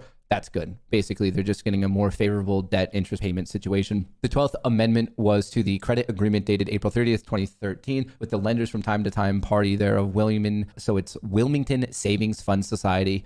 We don't have to get into like all of the specifics of this, but what you need to know in their current debt and debt payment situation, they kick the can down the road a little bit more, and this is positive. That is very fairly just a good business move, is to get more of a favorable debt situation. It looks like they did it with a bank/lender they've been with, seems like over actually a decade. Pretty favorable. So the TLDR on this, feel free to check this out. You can search this 8K. It is on their website if you want to read more into it. Not the biggest breaking news, but I would say it is a bit more positive. More of the news that people are talking about. So a Schedule 14A, and where is the exact date on this? This is the preliminary proxy statement, which is important for the upcoming vote. So what we need to dive into is all of this because it is probably pretty important. So if you are a stockholder of AMC, there's a special meeting to be held on March 14th at 11 a.m. So once again, March 14th, 11 a.m. Central Time. So if you're on the East Coast, if you're just dealing with the stock market, I believe that will be around noon o'clock. So during the lunch hour. The purpose of the special meeting is to vote on amendments to the company's certificate of incorporation that together, if approved, will enable company's AMC preferred equity unit APEs to convert into shares of AMC. So basically, with the preferred stock, they used that and they created APE, and now they're saying, hey, can we push APE back into AMC? So there's a singular ticker representing the company instead of two. As a result of an increase the number of authorized shares of common stock and a reverse split of our common stock. So basically, there's going to be a lot more stock, but also this will simultaneously happen with a reverse split, which, as you're about to see, is on a basis of 10-1. So yep, big merger. And I know this gets a little bit funky because sometimes maybe you're thinking about it in your share count, but think about what it really is in terms of value of the company. So right now, AMC as a company is split between AMC and APE. This is exactly what I've been trying to tell people who sit there and say, you're taking 90% of our shares. Hopefully he uses the term equity, because I think that's the best way to think about it. But what they're attempting to do here is basically say, hey, since they both represent the same legal and financial claim to the company, let's just merge it back together as one, which another way, if you're a little bit more pessimistic, you can interpret that to really mean basically APE was kind of a failure in what it was meant to do. So back in August of 2022, APE made its debut. And obviously, the legal and financial claim to the company that is AMC was split between AMC and APE. And ever since then, they've never traded at a parity. That's interesting because, as I just mentioned, they have the same legal and financial claim to the company. So you would expect them to trade at very close prices. And right now, they're off by about $2.75. It doesn't matter. It doesn't matter, though, because the equity is the combined price of both. It doesn't matter if they're equal or not. Which is, in my opinion, and I've never, by this for the record, I've never thought that they would trade at any type of equal value. It makes no sense. They're both trading independently. How would they? I understand Manuel's argument that they should, because, and what Coles is saying here, that they should be the same because they have the same, claims of ownership of the company. They have the same voting, whatever. But the reality is they both independently trade. So it is weird. I don't really understand why.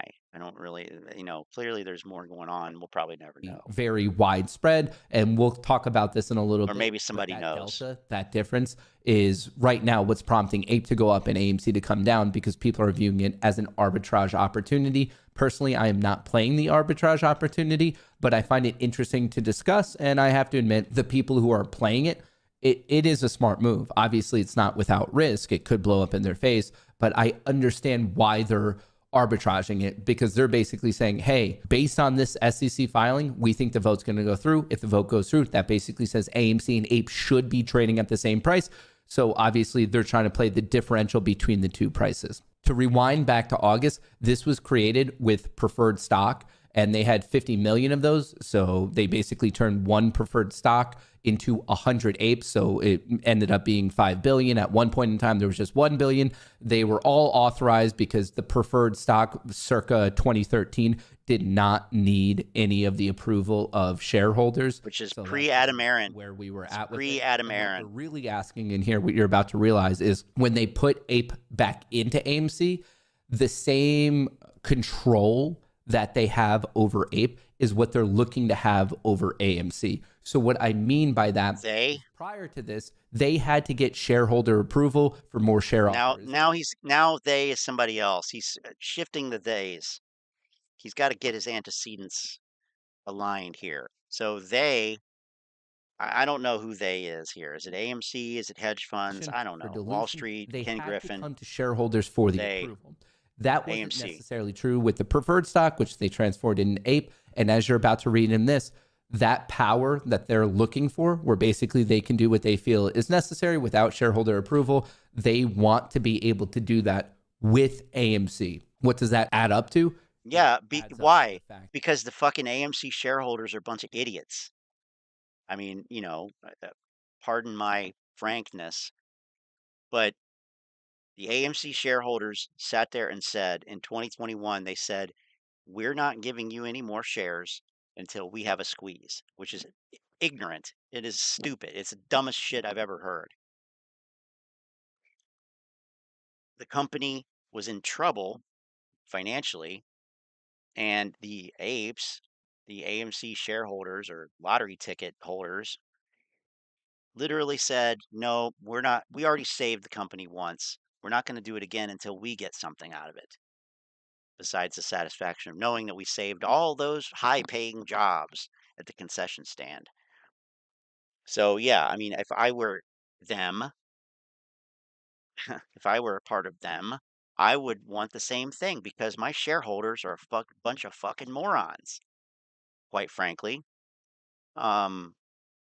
Anyway, sorry. That they want Diatribe. to be able to use the Rant. authorized shares and dilute without Mini rant. shareholder approval in terms of AMC, something they can already do in terms of ape. They're looking to kind of merge that capability. The proposals. The company is holding a special meeting for the following purposes, as more fully described in the accompanying proxy statement. Smoke and Proposal number mirrors. 1, to approve an amendment to our third amended and restated certificate of incorporation to increase the total number of authorized shares of common stock from 524,000 to 550,000 shares of common stock. Million. How much weed has he smoked before this video? They are just asking for more authorization. Before you could dilute, you first have to get the shares authorized. That's a normal process. To approve an amendment to our certificate of incorporation to effectuate a reverse stock split at a ratio of 1 share of common stock for every 10 shares of common stock, which together with the share increase proposal shall permit the full conversion of all outstanding shares of Series A preferred stock into shares of common stock, and collectively with the authorized share increase proposal. So I'm going to read number 3, but you're going to realize that all of these, they're all happening together or they're all not. That's how this is going to be currently set up. Either you get all 3 or you're getting none. That's how the vote is held. It's not like you could have like 1 and 3 or 1 and 2, but not the other. They're either all going or they're not. So proposal number 3, to improve one or more adjournments of the special meeting if necessary to permit further solicitation of proxies if there are not sufficient votes for the time of the special meeting to approve and adopt the charter amendment proposals. That's nothing special. That's just more legal mumbo jumbo that they're looking for. They need quorum. They need a majority vote to be able to do any of this. So what they're really going for is 1 and 2 are the key ones. And what they're needing is to merge APE into AMC. First, they have to get authorization for more shares, and then they're going to merge it. And also simultaneously, that's going to happen with a 1-for-10 reverse stock split. Usually stock split 10 for 1 with more shares at less of a price, but really your financial investment's the same. In this scenario, Here you go. You end up with less shares at a higher price. Once again, your financial investment is the same. In a normal stock split scenario, it's equivalent to having a $10 bill, and let's say it's a 10-for-1 normal stock split. You now have 10 $1 bills. So you have more bills, i.e. more shares, but you still have $10. In this scenario, it's a reverse stock split. So it's like having 10 $1 bills, and now you have one $10 bill. You have less shares, i.e. less bills, but you still have $10. You shouldn't be focusing hardcore on like, what's my share account? You should look at it as like a total pile of money. Equity. Here is my entire pile of money that might be represented by either more or less shares, obviously multiplied out by the price. But look if your pile of money is gaining value or losing value. That's the major thing that matters here. I see some confusion with stock splits, reverse stock splits. In all reality, it's just like a mathematical sleight of hand. It's more of like a kind of an accounting pain in the ass.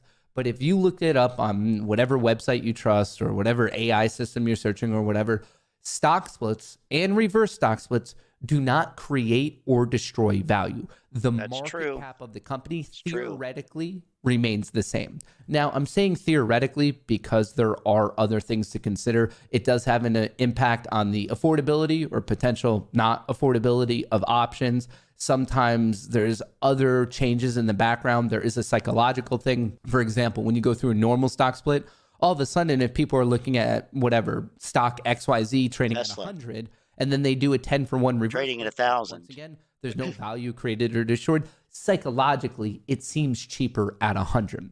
Or in the reverse, if it goes from 10 down to 100 or 100 up to 10, psychologically, even though it's a 10-for-1, I think that's a big part of it, honestly, for this cadre of investors. The quote unquote price is going to go quote unquote up. stock split. The other case, a reverse stock split, no value is being created or destroyed, but it seems psychologically cheaper in the first case and more expensive in the second case. So there are psychological implications without a doubt. And also it's worthwhile to note that from a market standpoint, there could be implication in the options market because there's some funky things that can go on with premium. So we can get into some of the details. Obviously, like what, Matt? To them, they very much want you to vote yes on each of these. I want to make something clear. I believe everyone should come up with their own thoughts and opinions. My goal in covering this and making this a video is just explaining it. Hopefully I can boil things down to their layman terms so you can understand it a little bit more.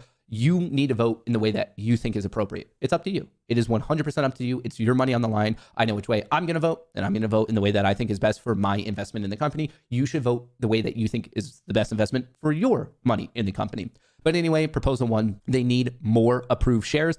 Because of the putting 8 back into it, obviously you have to increase the share count. And then from there, they don't want to have like that many shares. So they're going to end up doing a 10-for-1 reverse split. Now, a lot of the times they do a reverse stock split. A lot of the times you see this on the NASDAQ exchange where a company falls below, really outside the parameters of what you need to have to be listed. And one of those parameters on the NASDAQ, and please understand the New York Stock Exchange is different. That's the NYSE. It's a different exchange. But on the NASDAQ, it becomes really complicated. If you fall below $1, there's a chance you could get delisted. So a lot of the times, reverse stock splits leave a negative taste in your mouth because the company is going down, down, down, and they've fallen so far that they might get delisted. So they do a reverse stock split. So even though the market value of the company stays the same, the price goes back up so they can stay listed on the NASDAQ. So if you were to look at it just historically across all reverse stock splits, it's not a good situation. This one's a little bit different though. They're not doing a reverse stock split to avoid getting delisted. They're doing it to get the mass amount of shares kind of under control after merging APE back into AMC. In this, like you could read it right here, a reverse stock split of the common stock at a ratio of 1 share of common stock for every 10 shares of common stock. So they want to put everything into common stock, and then it'd be a 10-for-1 reverse split. So basically, how many ever shares you own, you would divide that by 10 or multiply it by 0.1. So if you have 1,000 shares, you would now only have 100, but it doesn't end there because theoretically the price would also 10x. So once again, back to what I was saying about that pile of money, your pile of money is still the same. It's just you have less amount of bills, i.e. less shares at a higher value. That's it. So it's a mathematical sleight of hand, but the end result is in a theoretical sense the same. I can't call it out in reality because it hasn't happened. We're going to find out really how the market thinks of this. Your vote is important regardless of the number of shares of common stock and or Series A preferred stock or APEs representing such as shares of Series A preferred stock that you own. So basically they're saying, yes,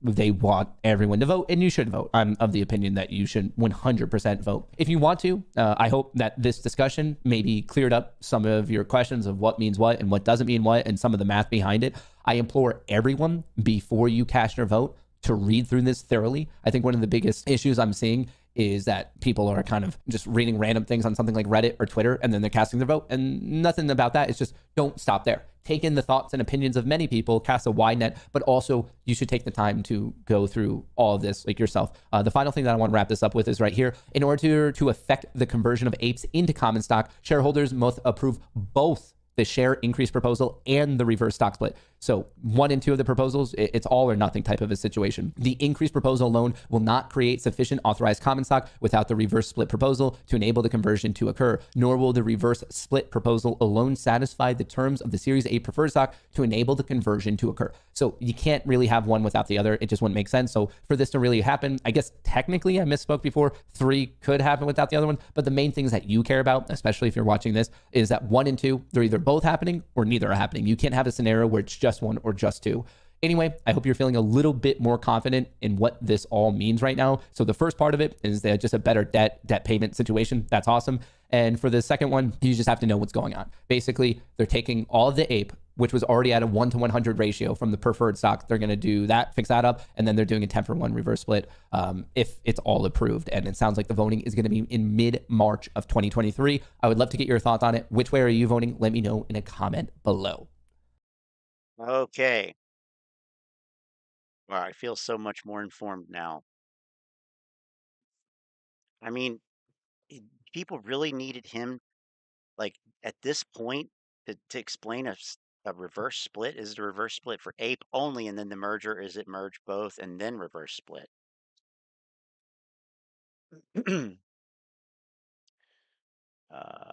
Yeah, Lennon. I know. Let's see here. Let me reset this freaking thing here to the right size. So many undo steps. All right, there it is. Right. Okay. So last video for real. Okay.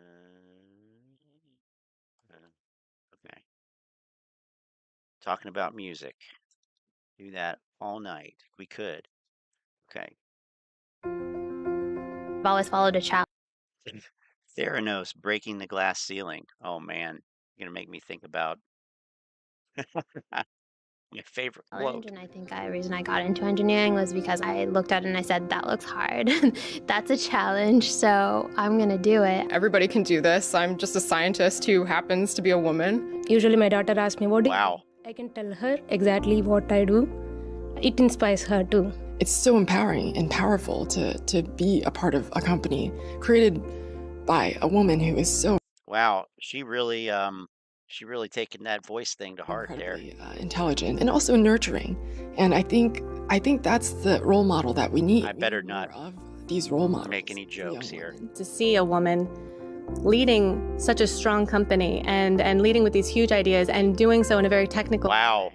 this is And great. how much that does inspire other young women to want to pursue these not only technical dreams, but to not be afraid to dream really big. I think it's definitely on the trajectory to be just as much a career for women as it is for men. When people talk about glass ceilings, I always say that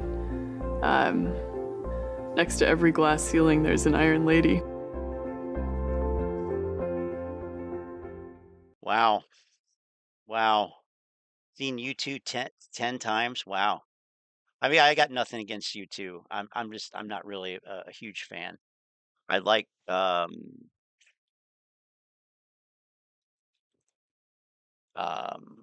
sh- why can't I? Well, anyway, I like Sting. That's about as close to that as I get, I guess. But I, anyway, not really that close, I guess. But so let's break the rule again, and play a bit of another video because this is a fan favorite. Hopefully I got the right. Pretty brutal. But here on Mad Money, we know something. We know that there are two sides to every single story, which is Oh, do you, Jim? You know there are two sides to every story. Yeah. Look at this clown. Yeah. Oh man, I love the police. Yeah. And Sting's stuff. Yeah, I'll leave the jokes for you guys, although I can't anyway. Well, brutal. But here on Mad Money, we know something. We know that there are two sides to every single story, which is why I think it's important that we speak to Elizabeth Holmes, the founder and CEO of Theranos, who's coming to us this afternoon from Boston, where she's attending the Board of Fellows at Harvard Medical School, to give her a chance to answer the charges raised in the article. Ms. Holmes, welcome back to Mad Money. It's great to be here. Thank you. Thank you. Elizabeth, I have to tell you, in all my years, I can't recall a private company that I have to candidly, many have never heard of, getting this kind of attention and scrutiny. What do you think's going on here? Here it is. And you know what? I identify with this. I identify with this because this is what I'm trying to do. I'm trying to work to change things. What happens, Elizabeth? This is what happens when you work to change things. And first they think you're crazy, then they fight you, and then all of a sudden you change the world. And I have to say, I personally was shocked to see the journal would publish something like this when them over 1,000 pages of documentation demonstrating that the statements in their piece were false. But we're doing things differently, and we're working to make a difference, and that means people raise questions, and that's okay. But what? Yeah, people should raise questions. I agree. People should. We're false, but we're doing things differently, and we're working to make a difference, and that means people raise questions, and that's okay. But in this case, it was pretty disappointing to see that after every single one of the sources that we spoke with, who the journal had contacted, told us that the statements that were being attributed to them were false or misleading, and the only sources who were left were ones who wouldn't speak with us, who on their own website say that they now do business with LabCorp in their office, or in the other case, demanded in writing that we pay them in cash upfront $2,500 for an hour to talk to them about their statements to the journal. Did the journal know what you just said? Did the journal know everything that you just said before they wrote the article? Of course, absolutely. Oh, okay. At the same time, pretty negative article, so let me ask you, I know that you've talked to us about your partnership with Walgreens, one of the best retailers out there, great drugstore chain, Cleveland Clinic, one of obviously the most admired. Cleveland Clinic, yes. I was just there the other day working on some equipment for them. They ran as far away. Oh man, yeah. Healthcare facilities. Did either call you today and say, you know what, we got to rethink our relationship? Absolutely not. We're incredibly blessed to have partners who have worked with us, have actually seen our technology, and unfortunately in this case we offered to bring our technology to the journal offices to show them the technology they were questioning running firsthand, and they denied that request to show it to them.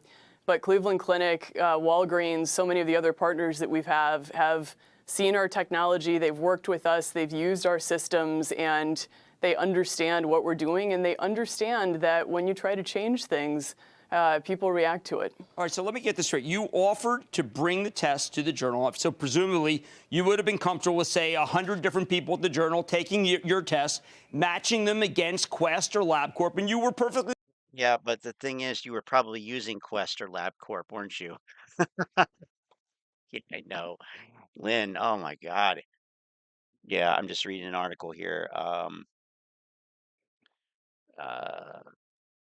from local paper here talking about it was supposed to be pairing America's medical elite. Theranos is facing questions about the accuracy and effectiveness of its testing methods. This is from 2016. Meanwhile, executives who once praised Theranos declined to comment on the status of negotiations. This is what happens when you're doing clinical studies, is making sure that everyone's on the same page. She didn't say that, but anyway. Everybody should go and watch this video by the Maverick of Wall Street. I'm going to put the link in the chat for y'all. This is the worst earnings report I have ever seen, with Jeff Garlin on the thumbnail.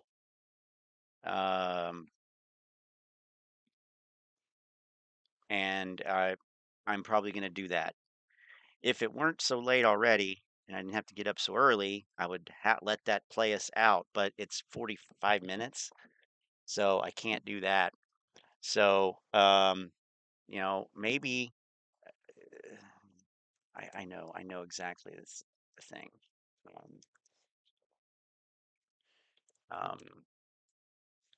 I know exactly the thing that we need. Model 3 dude, have a good one. Thank you, sir. Appreciate your support here. Here we go. So this is to play us out. Play us out. I don't know what that means. Here it is. Probably won't see me until the end of the week on here. Maybe. We'll see. But just a reminder, the Telegram chat group, Finance Chat, is open to everybody. We would love to have anybody, whether you agree with us or disagree with us, as long as you can be, somewhat civil and adult-like. Not like that, but we welcome dissenting opinions. So just don't try to convince us just don't try to convince us that AMC is going to squeeze. If you're going to do that, don't join it. But if you want to hang out with a group of people that are trying to do better in the stock market, understand what's going on, join. The link is in the description. That's my infomercial. Let's end with this one. Have a good night, guys. See ya. I hope you enjoy seeing my waterfall as much as I do. I built this water fountain right in front of my estate, so I feel good about it. I feel successful every time I come home. Speaking of waterfall, that reminds me of a secret that made me to become very wealthy. I know a lot of you thinking that, well, I'm famous for teaching people how to make millions in real estate. They forget I have another secret, this unique secret that most people don't know about. Let me tell you how I learned the secret. Years ago, when I was a busboy at the country club I used to work at, one night I got all the guts in this world. I walked over to this nice old man, I gave him some water, and I said, "Sir, I'm giving you some water. Would you please tell me how to be rich like you, sir?" And lucky for me, the old man said, "Well, boy, stay after work, I'll show you how." I condensed that old man's secret into just 3 little words. 3 beautiful words that brought Tom Fu from poverty to be multimillionaire. 3 little words that made me overcome all the obstacles in my life. In the last 10 years, on my way to make these millions wasn't easy. At first, I got lots of discouragement from friends and strangers who are losers. You know what these people kept telling me? They kept saying, "Well, Tom Fu, you're a crazy nut. Here you are, a poor immigrant, poor minority, speak no English, no contact, on, and you're trying to be rich in America. You're crazy, man. Look at people out there. They're smarter than you are. They're not even rich. Who are you to try?" And you know what I have to keep telling these people every time? I kept saying, "You're a loser. Get out of my way. I make it somehow." That's what I think you should say to anyone who's trying to hold you back in life. Take a look at them from head to toe. Of course, they are nothing. Stay away from them. Learn from success, not failure. You know, this 3 little word now that every time I wake up in the morning, I already made my millions. I treasure that old man's secret in my heart forever. If you want to become wealthy, come to my seminar. Let me share with you the 3 little words that can change anyone's life. I know some of you may say, well, why, Tom, don't go ahead and tell me this 3 little word right now to get it over with. Well, nothing worth millions like this come easy in life, my friend. You got to make an effort. You got to get on your car, take the time out, come to the seminar, learn the 3 little words that can make anyone change their life. And who knows, you may decide to join my training and become wealthy also.